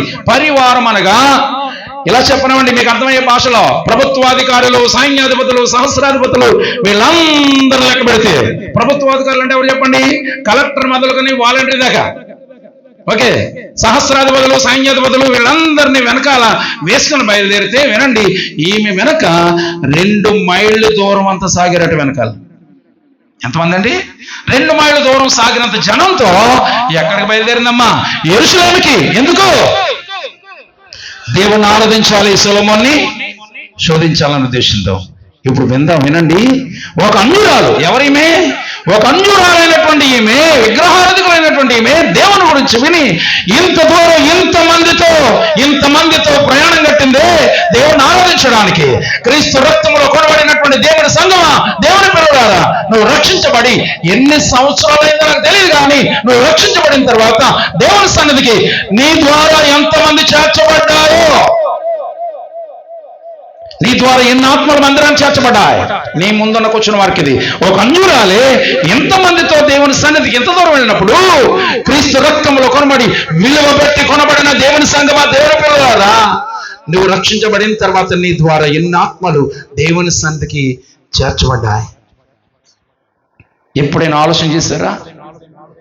ఎవరైనా నీ ద్వారా ఒక ఆత్మైనా, ఒక అంజురాల ఎంతమందితో దేవుణ్ణి ఆరాధించడానికి బయలుదేరినప్పుడు, నీవు రక్షించబడిన తర్వాత కొన్ని ఆత్మలైన దేవుని సన్నిధికి చేర్చే బాధ్యత దేవుడు సంఘం మీద పెట్టాడు. ఆత్మీయ అభివృద్ధి ఏంటంటే, వినండి, సాధారణంగా శరీర సంబంధమైన అభివృద్ధి కోసం మనం చూస్తూ ఉంటాం కదా. శరీర సంబంధమైన ప్రోస్పరిటీ కోసం మనం చూస్తూ ఉంటాం. ఆత్మ సంబంధమైన అభివృద్ధి ఏంటంటే, నువ్వు రక్షించబడిన తర్వాత నీ ద్వారా కొన్ని ఆత్మలు దేవుని సన్నిధికి ఏం చేయబడాలి? చేర్చబడాలి అని నేను చెప్పినప్పుడు మీరు నన్ను క్వశ్చన్ అడగొచ్చు. ఏంటో తెలుసా? అయ్యా, అనేక ఆత్మలను దేవుని దగ్గరికి నడిపించవలసిన బాధ్యత మాకు సంబంధం ఏముంది? పాస్టర్లు ఉన్నారు కదా, సువార్తికులు ఉన్నారు కదా, వాళ్ళు కదా నడిపించవలసింది. సువార్త చేసి అనేకులను దేవుని దగ్గర నడిపించవలసింది వాళ్ళు కదా, మాకెందుకని చెప్తున్నారు, మమ్మల్ని ఎందుకు అడుగుతున్నారని మీరు నన్ను అడగొచ్చు. కానీ వినండి, అనేకులను దేవుని దగ్గరికి నడిపించవలసిన బాధ్యత సంఘానిదా, పాస్టర్ గారిదా? చెప్పండి. సంఘానిది అని ఎలా చెప్పగలరు మీరు? దీనికి వినండి, ఖచ్చితంగా సంఘానికి కొన్ని బాధ్యతలు ఉన్నాయి. ఆ బాధ్యతలో ప్రాముఖ్యమైన బాధ్యత ఏంటంటే, అనేక ఆత్మలను దేవుని దగ్గరికి నడిపించాలి. ఎలా చెప్పొచ్చు మనం చెప్పనా? సంఘానికి ఉన్న బాధ్యత. మరి పాస్టర్ గారు ఏం చేస్తారండి మీరు అడగొచ్చు. పాస్టర్ గారు ఏం చేస్తారు? కొంచెం వాటర్ ఇవ్వండి. సారీ,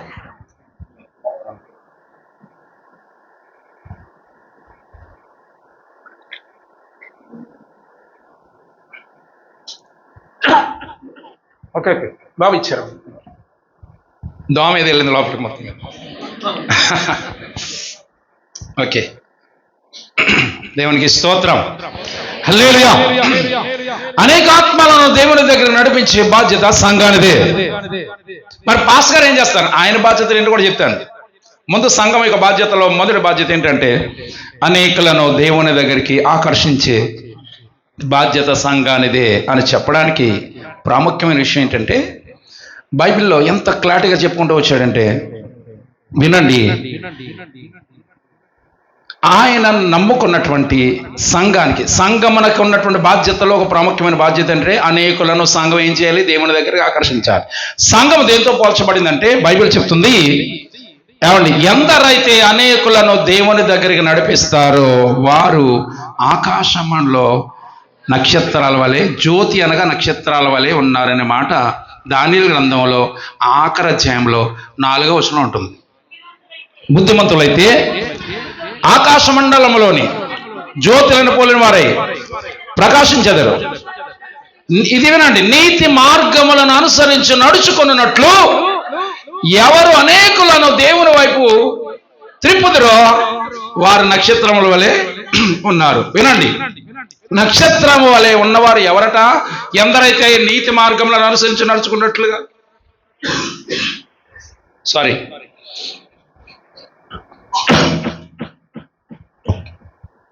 నీతి మార్గములను అనుసరించి నడుచుకున్నట్లుగా ఎందరైతే అనేకులను దేవుని దగ్గర నడిపిస్తారో వారు ఎలా ఉన్నారు?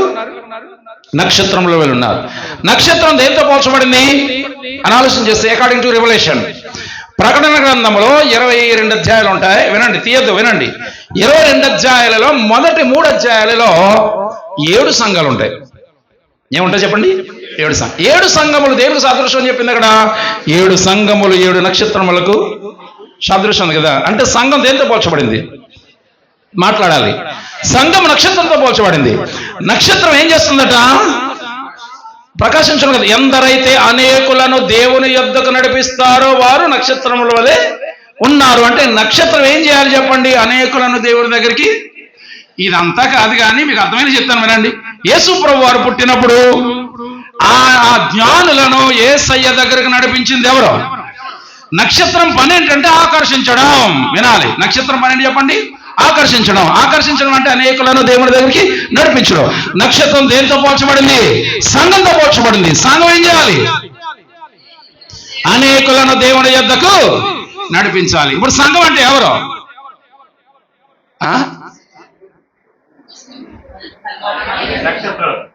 అబ్బా, ఎంత అయ్యారు, ఎంత చక్కగా చెప్పారండి. సంఘం అంటే మేమనలేరు, మా ఇదారు అంతా మేమంటలేదు. వాళ్ళు సంఘం అంటే ఎవరు చెప్పండి? మనమే. చెప్పండి ఎవరు? క్రీస్తు రక్తములో కొనబడి సంఘములో చేర్చబడిన మనందరము సంఘం. ఓకే, సంఘం యొక్క బాధ్యత, మొదటి బాధ్యత ఏంటి చెప్పండి? నక్షత్రములాగా అనేకులను దేవుని యొద్దకు ఆకర్షించారు. ఇంకా మాట చెప్పనా? కొంచెం లోపలికి వెళ్దాం. సంఘము అనే మాట ఫస్ట్ టైం బైబిల్లో మొట్టమొదటిసారిగా యేసుక్రీస్తు వారు ఎక్కడ మాట్లాడారు అంటే, ఇప్పుడు నేను ఒక వచనం చదివిస్తాను. ఆ వచనానికి ముందు ఎక్కడ కూడా సంఘం అనే మాట ప్రస్తావించలేదు ఆయన.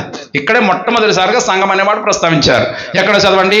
ఎక్కడ? మత్తయి సువార్త 16:18 మత్తయి సువార్త 16:18 చదవండి. ఏం రాయబడింది? మరియు నీవు పేతురువు, ఈ బండ మీద నా సంఘమును కట్టుదు. ఫస్ట్ టైం యేసుక్రీస్తు వారు సంఘాన్ని కడతాను ఇక్కడ మాట్లాడే పేతురుతో. నీవు పేతురువు, ఈ బండ మీద, పేతురు పెట్రోస్ అనగా బండ, రాయి, ఈ బండ మీద నా సంఘమును కట్టుదును. చదవండి. తర్వాత సంఘాన్ని ఎవరు కడతానని చెప్పండి? యేసయ్య సంఘాన్ని కడతానని చెప్పిన సంఘం దగ్గర వదిలిపెట్టలేదు. తర్వాత కంటిన్యూ చేస్తున్నాడు. సంఘమును కట్టి, చదవండి, పాతాళలోక ద్వారములు దేని ఎదుట?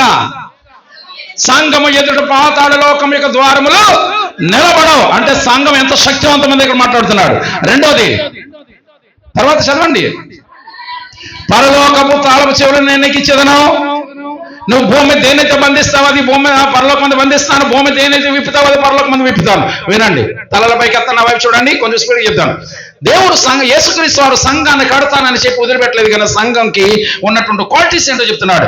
ఒకటి, సంఘము ఎదుట పాతాళ లోకం యొక్క ద్వారములు నిలవడం. అంటే అర్థం ఏంటంటే, పాపములో పుట్టి పాపములో పెరిగి పాపములో మరణించిన వారందరూ ఎక్కడ పోతారు? పాతాళానికి పోతారు కదా. అలా పాతాళానికి పోయే వారిని అడ్డుకుని పట్టుకుని తీసుకొచ్చి పరలోకంలో కూర్చోబెట్టే అధికారం ఎవరికి ఇచ్చాడు దేవుడు? రెండోది అన్నాడు ఏమనంటే, పాతాళ లోకం యొక్క ద్వారములు సంఘము ఎదుట నిలబడమని చెప్పడమే కాకుండా పరలోకం యొక్క తాళపు చెవులు నేను నీకు ఇచ్చాను. అంటే నశించిపోయే ఆత్మలను పట్టుకొని తీసుకొచ్చి పరలోకంలో కూర్చోబెట్టే బాధ్యత ఎవరి మీద? సంఘం మీద పెట్టాడు. కింద అన్నాడు సంఘం ఎంత పవర్ఫుల్ అంటే సంఘము దేన్నైతే భూమి మీద బంధిస్తుందో అది పరలోకమందు బంధించబడుతుంది. సంఘము దేన్నైతే విప్పుతుందో అది పరలోకమందు విప్పబడుతుంది. This is the power of the church. సంఘం యొక్క శక్తి ఏంటంటే నువ్వు తలచుకుంటే ఏదైనా దేవుడి నీ పక్షంగా పరలోకంలో చేస్తాడు అన్న సంగతి సంఘం గమనించాలి. కానీ సంఘంలో ఉన్నవారు ఏం చేస్తారు చెప్పనా, నా వల్ల ఏం కాదు, నేనేం చేయలేను అని చెప్పి ఏదేదో వేటు కోసమో ఎక్కడెక్కడికో పరిగెట్టి ఎవరెవరితోనో చెప్పుకునే పరిస్థితులకు ఈరోజు సంఘం వచ్చేసింది. కానీ సంఘానికి దేవుడిచ్చిన పవర్ ఏంటంటే ఒకటి, నశించిపోయే ఆత్మలను దేవుని రాజ్యముకు నడిపించే బాధ్యత ఎవరి మీద పెట్టాడు? సంఘం మీద పెట్టాడు. ఏమండి ఇప్పుడు నన్ను క్వశ్చన్ చేయొచ్చు మీరు, ఏమన్నా తెలుసా? ఆత్మీయ అభివృద్ధి అంటే ఒకటి మనం ఆత్మీయంగా పెరగడమే కాదు, అనేకులను దేవుని వైపు ఆకర్షించే ఒక నక్షత్రములాగా పని చేయాలి సంఘం. హల్లెలూయా. సంఘం ఒక నక్షత్రం అయితే ఏమండి అనేకులు ఏం చేస్తుంది? నక్షత్రం ఆకర్షిస్తుంది దేవుని దగ్గరికి. ఆకర్షించే నక్షత్రమేనా నువ్వు? ఒకసారి ఆలోచన చేసుకోండి. ఇకపోతే మీరు నన్ను అడగచ్చు, అయ్యగారు మీరు చెప్పిన అన్నీ వింటుంటే అనేకులను దేవుని దగ్గరికి నడిపించాలని ఆశ ఉంది, కానీ ఇప్పుడు నేను నన్ను ఏం చేయమంటారు? నేను ఎలా చెప్పగలను? నాకు వాక్యం చెప్పడం రాదు, నాకు బైబిల్ ట్రైనింగ్ ఉందా, వాక్యం ఏమన్నా నాకు తెలుసా? పోనీ నా వచ్చి రాని మాటలేయో ఊళ్ళంతా వెళ్ళి తిరిగి చెప్పడానికి ఇప్పుడు ఊళ్ళోకి రానిస్తున్నారా? ఒకప్పుడైతే వెళ్ళేవాళ్ళు, ఒకప్పుడైతే సువార్త దండయాత్ర చేసిన హ్యాపీగా అందరూ వినేవారు, చేసేవారు. ఇప్పుడు ఎలాగుంది పరిస్థితి? సోషల్ మీడియా చూస్తున్నారు మీరు, సువార్తకి వెళ్ళేవాళ్ళు ఏం చేస్తారు? తరిమేస్తున్నారు. ఇప్పుడు ఏంటి పరిస్థితి అంటే మీ అందరి మొక్కలు ఎలాగున్నా చెప్తున్నాను, నీ బాధ ఏంట్రా ఎంతగానే ఊళ్ళోకి వెళ్ళి అందరిని తీసేరమ్మంటావు అన్నారు చూస్తున్నాను ఇంక మీరు కదా. విషయం ఏంటంటే మన బాధ్యత ఏంటంటే ఇప్పుడు విందాం, ఊళ్ళోకి వెళ్ళి చెప్దాం అనుకున్నా కూడా వచ్చే పరిస్థితి లేదు కదా. మరి ఎలాగ ఏం చేయాలి? ఏం చెయ్యాలో చెప్తాను వినండి. ఇప్పుడు ఈ రోజు నేను చెప్పబోయే ఈ ఒక్క సూత్రం చెప్తాను. ఈ సూత్రం కానీ మీరు ఫాలోఅప్ చేస్తే సంవత్సరం తిరగకుండానే నీ ద్వారా కొన్ని ఆత్మల మందిరంలోకి వచ్చి తీరుతాయి. నేను చెప్తాను. ఇంతకీ కొంతమంది డౌట్ ఏంటంటే మేము అనేకలను దేవుని దగ్గర తీసుకొస్తే పాస్టర్ ఏం చేస్తారండి అనే డౌట్ కదా. పాస్టర్ బాధ్యతలు ఏంటో యేసయ్య చెప్పాడు. ఏమంటే పాస్టర్ అనే ఓడును చూసారన్నమాట. పాస్టర్ అనగా తెలుగులోకి పక్కా తర్జుమా చేసుకుంటే కాపరి అని వస్తుంది. పాస్టర్ అనే పదాన్ని తెలుగులోకి ఏమొస్తుంది? కాపరి అనగా అర్థం ఏంటో యేసయ్య చెప్పాడు.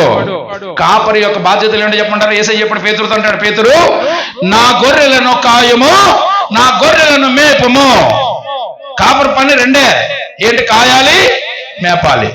ఈ గొర్రెలను ప్రాణం ఇచ్చి రక్తం ఇచ్చి కొన్నది ఎవరు? ప్రధాన కాపరి అయిన యేసయ్య.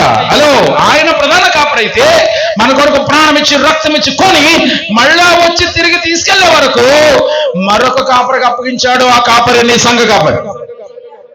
ఈ సంఘ కాపరి ఏం చేయాలి? యేసయ్య చెప్పాడు. ఏం చేయమన్నాడు? నేను ప్రాణం ఇచ్చి కొన్నటువంటి గొర్రెలను ఏం చేయలేవు? కాయాలి, మేపాలి. కాయడం అంటే ఏంటి? మేపడం అంటే ఏంటి? మేపుటనగా కడుపు నిండా బొవ్వు పెట్టాలి. బొవ్వు అంటే చికెన్ బిర్యానీ కాదమ్మా, ఏంటిది? జీవాహారం. ఏం చేయాలి చెప్పండి? ఏ ఆహారం పెట్టాలో కూడా యేసయ్య చెప్పేశాడు. ఆహారం కూడా సమృద్ధిగా చేతులు పెట్టి వెళ్ళిపోయాడు. ఈ ఆహారం పెట్టి పోషించమని.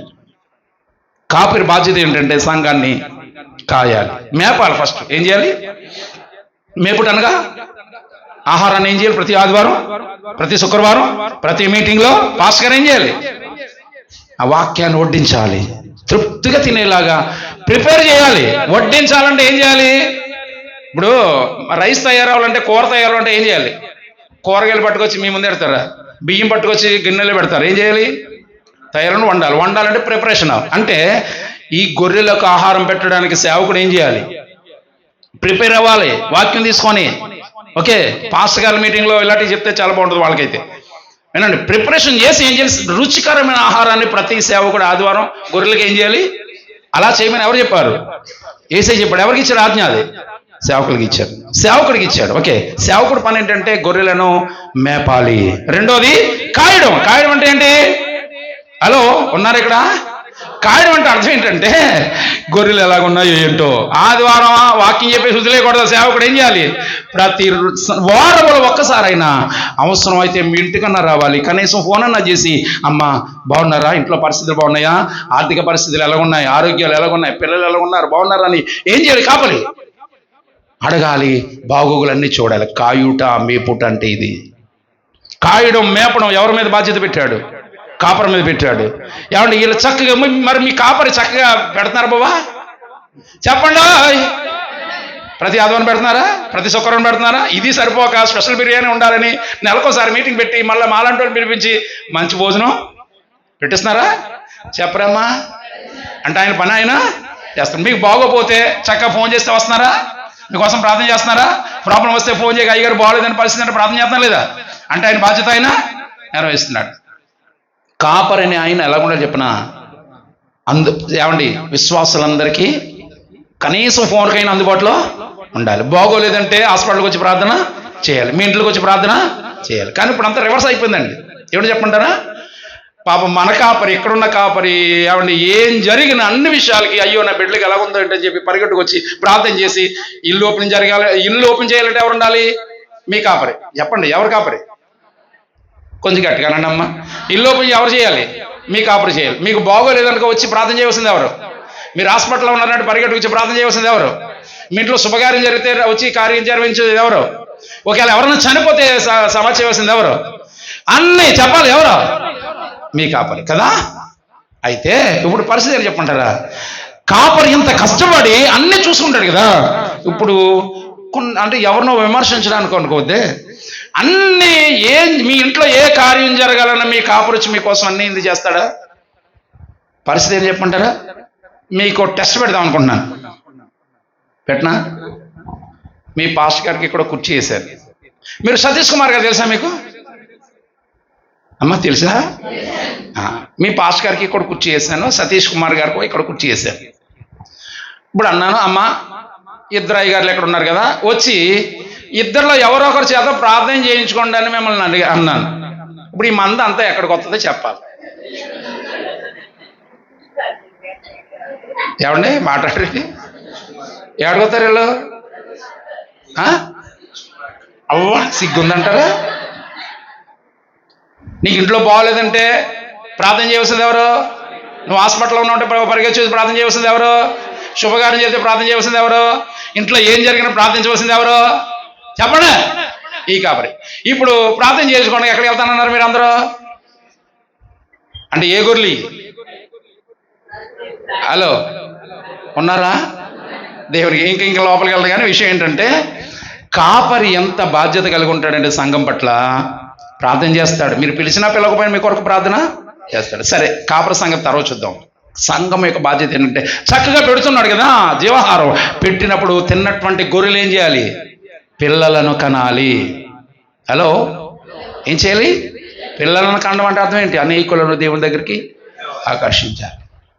మీరు ఏమేనండి, సరే మీరు చెప్పినవన్నీ బాగానే ఉన్నాయి. ఇప్పుడు ఎలా చేయాలి సార్? మాకు చెప్పడం రాదు కదా. ఊళ్ళోకి పోనీ వచ్చి రాని మాటలే చెప్తామంటే ఊళ్ళోకి రానివ్వట్లేదు కదా. ఏం చేయాలి? ఏం చెయ్యాలన్న సూత్రం చెప్తాను. ఈ సూత్రం ఇంకా ఒకటో పాయింట్ అవ్వలేదు. ఫస్ట్ పాయింట్ ఏంటంటే, శాపదేశుపరాన్ని అంజూరాలు అయ్యుండి కూడా దేవుని దగ్గరికి వచ్చినప్పుడు ఎంతమందితో? గొప్ప పరివారముతో అంజూరాలు వచ్చినప్పుడు క్రీస్తు రక్తంలో కొనబడిన సంఘం దేవుని దగ్గరికి ఏం చేయాలి? అనేకులను ఆకర్షించాలి. ఎంతమంది వచ్చారు నీ ద్వారా అంటే వెనకాల శూన్యం ఉందేమో. అయితే ఇప్పుడు వినండి, అనేకులను దేవుని దగ్గర నడిపించాలని ఆశ ఉన్న వారికి నేను సూత్రం చెప్తాను. ఈ సూత్రం ఫాలోఅప్ చేస్తే మీ ఇంకో మాట చెప్పిన, ఎవరింటికి నువ్వు వెళ్ళక్కర్లేదు, రోడ్లంటా తిరగక్కర్లేదు, ఏమీ చేయనవసరం లేకుండానే, సంవత్సరం తిరగకుండానే నీ ద్వారా కొన్ని ఆత్మలు ఖచ్చితంగా మందిరంలోకి వచ్చి తీరుతాయి.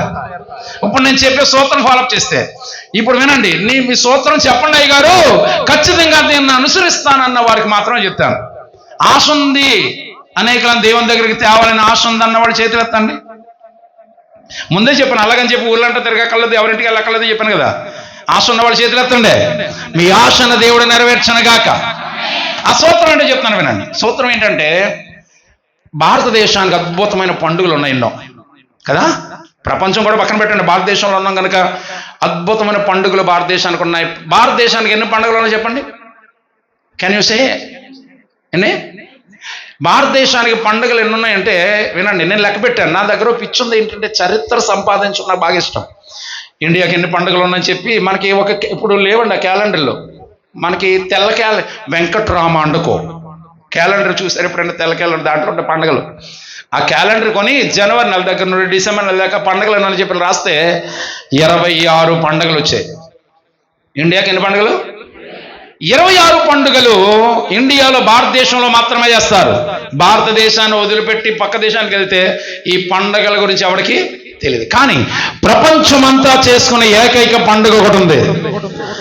ఎక్కడ ఈ పండుగ సీజన్లో ప్రపంచంలో ఏ మూలకైనా వెళ్ళండి, ఈ పండుగ రావడం కనబడుతుంది. ఏంటది? క్రిస్మస్. చెప్పండి అందరూ, ఏ పండుగది? క్రిస్మస్. మీరు చేస్తారా? క్రిస్మస్ చేస్తారా లేదా? చేయాలి, అందరూ క్రిస్మస్ చేయాలి. అయితే క్రిస్మస్ అనేది దేంతో స్టార్ట్ అవుతుంది అంటే, వినండి, క్రిస్మస్ అనేది క్యారల్స్తో స్టార్ట్ అవుతుంది. దేంతో? క్యారల్ చేస్తారా మీరు? చేయాలి. ప్రతి సంఘం క్యారల్ చేయాలి. కొన్ని సంఘాలు క్యారల్ చేయరు, అర్థం కాక. అసలు క్యారల్స్ అంటే what is the meaning of carols? Carols అనే మాట యొక్క అర్థం ఏంటంటే, వినండి, క్యారియింగ్. క్యారల్స్ అనే పదం 2 పదాల కలయిక. క్యారియింగ్ అనగా మోసుకొని పోవుట, ఎల్స్ మీన్స్ విషయము, విషయమును మోసుకొని పోవుట. క్యారల్స్ అనగా అర్థం చెప్పండి. విషయమును, ఏ విషయము? రక్షకుడు పుట్టాడన్న విషయాన్ని మోసుకుని పోవాలి. ఎక్కడికి? రక్షణ లేని వారి దగ్గరికి మోసుకుని వెళ్ళడమే క్యారల్స్. అర్థమైందా? క్యారల్స్ అంటే అసలైన సిసలైన అర్థం ఏంటంటే, రక్షకుడు పుట్టాడన్న విషయాన్ని మోసుకుని పోవాలి. ఎవరి దగ్గరికి అంటే? రక్షణ లేని వారి దగ్గరికి. ఓకే, మీరు అన్నట్లుగా. కానీ ఇది అసలు అర్థం. కానీ మనవాళ్ళు క్యారల్ చేస్తారండి. మా అమలాపురంలో చర్చ్ ఉంటుందండి, 3000 మంది ఉంటారు, పెద్ద సంఘం. వాళ్ళు చర్చిలో ఉంటారు, 100 మంది యవనస్తులు ఉంటారు. మంచి ఒక వ్యానోడ్ పెడతారు, డీజే సౌండ్, ఏదో ఈ మధ్యకాలంలో డీజే సౌండ్ అంటే డీజే సౌండ్, ఆ డీజే సౌండ్ పెట్టి పాటలు పాడుకుంటా, డ్యాన్స్లు వేసుకుంటా ఎవరింటికి వెళ్తారంటే, ఏమండి, రక్షించబడి 10 సంవత్సరాల విశ్వాసులైన వాళ్ళు ఇంటికి వెళ్ళి తలుపు కొడతారు. వీళ్ళు బయటకు రాగానే క్రీస్తు నేడు పుట్టాను హల్లెలూయా అని చెప్తారు. ఎవరితో చెప్పారు ఇది? రక్షించబడిన విశ్వాసుల ఇంటికి వెళ్ళి క్రీస్తు నేడు పుట్టినని చెప్పడానికి దిమాకు ఉండాలొద్దా? అసలు క్యారల్స్ అంటే అర్థం ఏంటి? ఎవరి దగ్గర పట్టుకెళ్ళాలి వార్త? రక్షణ లేని వారి దగ్గర పట్టుకెళ్ళాలి. సరే, మీరు చెప్పినట్టుగా రక్షణ లేని వారి దగ్గర పట్టుకెళ్తుంటే వింటున్నారా? ఎందుకు వస్తున్నారా మా వీధుల్లోకి అని చెప్పి తండ్రి తెరివేస్తున్నారు. ఏం చేయాలి ఇప్పుడు? ఏం చెయ్యాలో చెప్తున్నాను. మీ హృదయం అనే పలక మీద మేకుతో రాసుకోండి, శుద్ధతో రత్తే చేరిగిపోదు. హలో, అసలు ఒక పాయింట్ అవ్వకుండానే మీరు ఎలాగైపోతే 7 పాయింట్లు ఎక్కడ చెప్పనమ్మా? ఎక్కడ చెప్పండి? హల్లెలూయా. సరే, ఏం చేయాలి? ఏం చేయాలో చెప్తున్నాను వినండి. టుడే ఆన్వర్డ్స్, ఈ రోజు మొదలుకొని మీరు ఇంటికి వెళ్ళిన తర్వాత ఏం చేస్తారో తెలుసా? మీకు స్నేహితులు ఉంటారా? ఉన్నారా? స్నేహితులు ఉన్నారా? అది ఏ స్నేహితులు అనుకున్నారు?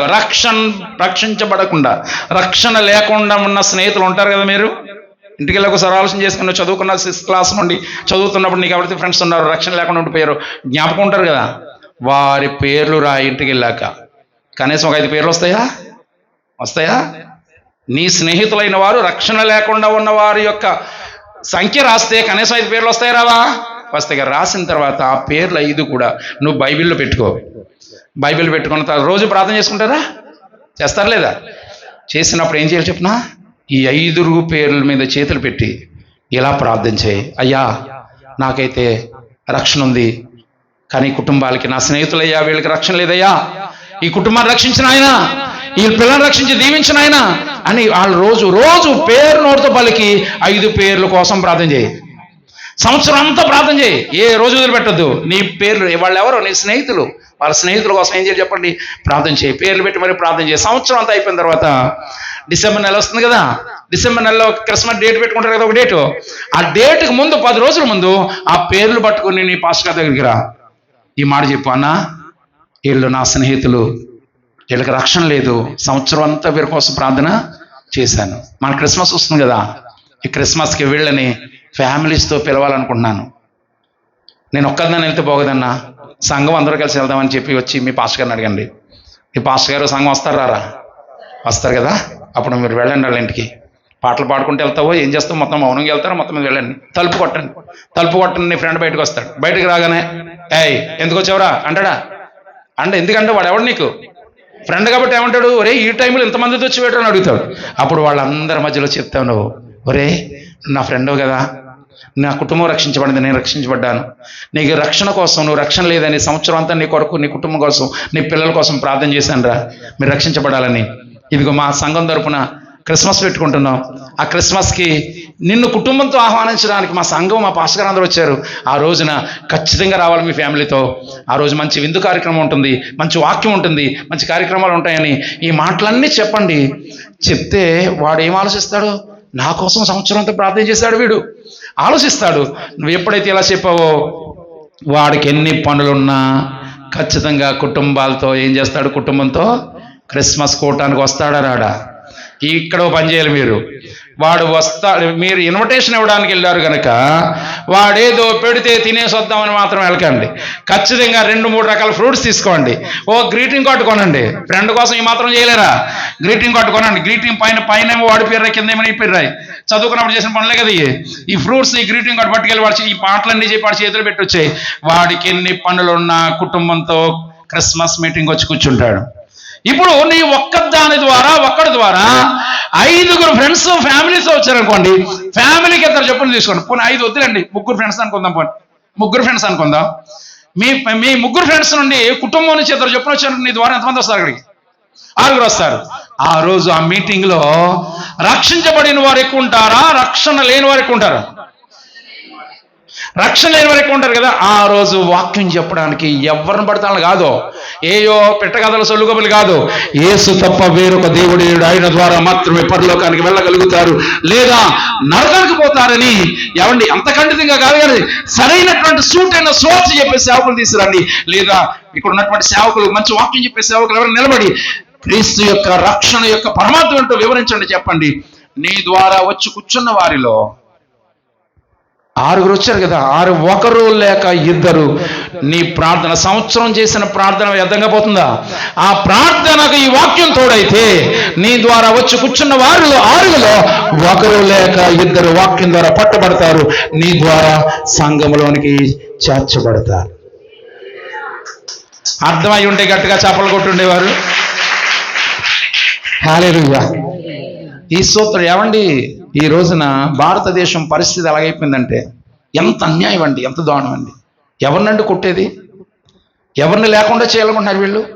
క్రైస్తవ్యం భారతదేశానికి మేలు చేసిందా, కీడు చేసిందా?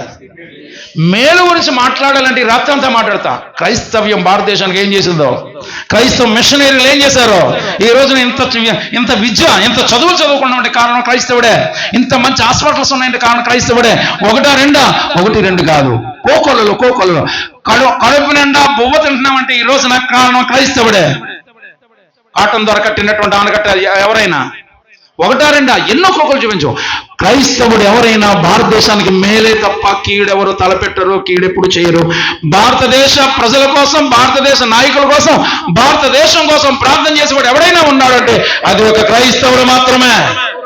అలాంటి క్రైస్తవులా చంపాలి. అలాంటి క్రైస్తవులు ఎందుకంటే కక్ష, క్రైస్తవ్యాన్ని లేకుండా చేయలేకుండా, క్రైస్తవ్యం దుమ్మపోస్తూ, క్రైస్తవ్యాన్ని హింసిస్తూ చేస్తున్నటువంటి ఇలా క్రైస్తవ్యం మీద ఎలా పడుతున్నారంటే ఇది భారతదేశానికి క్షేమం అంటారా? కానీ కాదు. సువార్త మూసేద్దామని ప్రయత్నం చేస్తున్నారు. వాళ్ళ లెక్కలు వాళ్ళకుంటే మన లెక్కలు మనకు ఉండాలి. రోడ్లు ఎక్కర్లేదు, ఎవరికి ఎక్కడికి లేకపోతే ఎవరిని ఇబ్బంది పెట్టక్కర్లేదు. నువ్వు చేసే సూత్రం ఏంటంటే సైలెంట్గా నీకెవరైతే రక్షణ లేకుండా స్నేహితుల వారి కొరకు ప్రార్థన చేయి. క్రిస్మస్ రోజున వాళ్ళందరికీ ఇన్విటేషన్ ఇవి. ఆ రోజు చెప్పే వాక్యం, సంవత్సరం నువ్వు చేసిన ప్రార్థన వాక్యానికి తోడైతే ఖచ్చితంగా నీ ద్వారా వచ్చిన వాళ్ళు 1 లేక నీ ద్వారా ఏం చేయబడతారు? మందిరంలోనికి చేర్చబడతారు. ఆత్మీయంగా మనం మాత్రం అభివృద్ధి పొందడం కాదు, అనేక ఆత్మలను దేవుని వైపు ఆకర్షించే నక్షత్రంలా ఉండాలి సంఘం. దేవునికి మహిమ కలుగునుగా. ఒక మాట చెప్పిన, రకరకాల కానుకలు ఇస్తాం కదా మనం. ఈ మాట వినండి, ముగించేస్తాను. ఒక పాయింటే చెప్పాను. రకరకాల కానుకలు ఇస్తాం కదా. ఎప్పుడైనా ఎలాంటి కానుక ఇచ్చారా? ఈ కానుక ఇస్తేనట పరలోకంలో యేసయ్యతో పాటు దేవదూతలు, యేసయ్య అందరూ లేచి నిలబడి ఆనందించి సంతోషిస్తారట. ఈ కానుక ఏంటో తెలుసా? కానుక నశించిపోయే ఒక ఆత్మ నీ ద్వారా రక్షించబడి సంఘములో చేర్చబడిన రోజున పరలోకములో ఉన్న ఆనందం ఇంత కాదు. ఇచ్చి చూడండి ఇలాంటి కానుక. ఏదో మనం వచ్చి వెళ్ళిపోవడం కాదు, మన ద్వారా ఎప్పుడు వెళ్ళిపోతామో తెలియదండి. ఇప్పుడు లోకం యొక్క పరిస్థితి మనకు అర్థమవుతుంది కదా. యుద్ధాలు చూస్తున్నాం, భయంకరమైన పరిస్థితులు చూస్తున్నాం. మరణానికి వయసు భేదం లేదు. ఎప్పుడు వెళ్ళిపోతాం తెలియదు. వెళ్ళిపోకముందు వెళ్ళేటప్పుడు ఏమండి, ఈ ప్రక్కన 10 మందిని ఈ ప్రక్కన 10 మందిని తీసుకుని యేసయ్య ముందు నిలబడితే ఆ ఆనందం ఎలా ఉంటుందో ఆలోచించేయండి. ఆ రోజున మధ్యాకాశంలో జరగబోయే ఈ విమర్శలో ఈ రాణి మన మీద చేసే నేరస్థాపన ఏంటంటే, ఒక్కొక్క పాయింట్ చెప్తూ ఒక్కొక్క నేరస్థాపన చెప్తే బాగుంటుంది. పాయింట్ ఏంటంటే, ఈవిడ అంటదట, అయ్యా యేసయ్యా, వీళ్ళ కొరకు ప్రాణం పెట్టడానికి వెళ్ళిపోయావు కదా భూమి మీదకి, ప్రాణం పెట్టి మరీ కొన్నావు కదా, వీళ్ళని ఏర్పాటు చేసుకున్నావు కదా సంఘంగా, వాళ్ళ మీద పెట్టిన బాధ్యతల్లో ఏమి నెరవేర్చారయ్యా వీళ్ళు నీకోసం? ప్రాణం ఇచ్చుకున్నటువంటి సంఘం, నీ పిల్లలు వెళ్ళు ఏం చేశారు నీకోసం? వెళ్ళు, నేనున్నానే, ఒక అంజురాలను అయ్యి ఉండి నీ దగ్గరకు వచ్చినప్పుడు నిన్ను ఆరాధించడానికి వచ్చిన ఒక్కదాన్ని రాలేదు, ఎంతమందితో వచ్చాను? గొప్ప పరివారంతో వచ్చి నేను ఆరాధించి వెళ్ళానే. ప్రాణం పెట్టి రక్తము చిందించావు కదా వీళ్ళ కొరకు, ఏం చేశారు వీళ్ళు నీకోసం అని అడిగినప్పుడు, what is your answer my dear friend? ఒకసారి ఆలోచన చేయండి. నీ ద్వారా ఒక ఆత్మ, ఒక మాట చెప్పనా, ఇక చెప్పాలంటే ఇది చాలా విషయాలు నేను మాట్లాడచ్చు, ఉన్న పరిస్థితిని బట్టి నేను క్లోజ్ చేస్తున్నాను. దాన్ని గమనించండి. సమయం ఉండగానే నీ వంతు నువ్వు అలాగని చెప్పి రోడ్ల మీద తిరగక్కర్లేదు, ఏమేమో చేయక్కర్లేదు. సింపుల్ అంటే, నీ ఇంట్లో వారికి రక్షణ లేదే, నీ తోటి వారికి, నీ వీధుల వాళ్ళకి, నీ గ్రామం వాళ్ళకి రక్షణ లేదు కదా, వాళ్ళ యొక్క బాధ్యత ఎవరి మీద ఉంది? నీ మీద ఉంది, సంఘం మీద ఉంది. సంఘం ఆకర్షించాలి, సంఘం నక్షత్రంలో పనిచేయాలి, నక్షత్రం ఆకర్షిస్తుంది. అలాగా నిజమైన నక్షత్రములాగా ఈ సంఘం ఈ ప్రాంతానికి ఒక ఆకర్షణీయమైనటువంటి సంఘముగా ఈ సంఘం ఉండాలని నేను కోరుకుంటున్నాను. దేవునికి మహిమ కలుగునుగాక. ఒకటి అర్థమైందా? First point. ఈమె గురించి మరొకసారి జస్ట్ చిన్న రివ్యూ చేసి మనం క్లోజ్ చేసుకుందాం. ఓకే, హలో హలో ఉన్నారా? గడియకుండా లేలుయా. ఎవరి గురించి చెప్పుకున్నాం మనం? చెప్పండి. ఇషాబదేశ్వర రాణి గురించి చెప్పుకున్నాం. ఇషాబదేశ్వర రాణి యెరూషలేముకి రావడానికి గల కారణం ఏంటి? ఎవరి గురించి చెప్పండి? యెహోవా నామమున. యెహోవా దేవుని ఆరాధించాలి, పూజించాలన్న ఉద్దేశంతో బయలుదేరి వెళ్ళింది. రాయండి. వెళ్ళినటువంటి ఆమె ఎంత దూరం వెళ్ళాలి? 1250 మైళ్ళ దూరం. ఎలా వెళ్ళింది? వేటి మీద వెళ్ళింది? ఒంట్ల మీద బయలుదేరి వెళ్ళింది. వెళ్ళిన ఆమె ఒక్క ఆమె వెళ్ళిందా? గొప్ప పరివారంతో ఆరాధించడానికి వెళ్ళింది కదా. ఒక అంజూరాలాగా వెళ్ళినప్పుడు మనము కూడా మన ఆత్మీయ జీవితం అనేకులను ఏం చేయాలి చెప్పండి? దేవుని దగ్గరికి తీసుకొచ్చే సంఘంగా ఉండాలి. ఇది ఫస్ట్ పాయింట్. ఒక పాయింట్ అయింది. ఇంకెన్ని చెప్పాలి ఈమె కోసం? 6 పాయింట్లు. 6 పాయింట్లు చెప్పాలంటే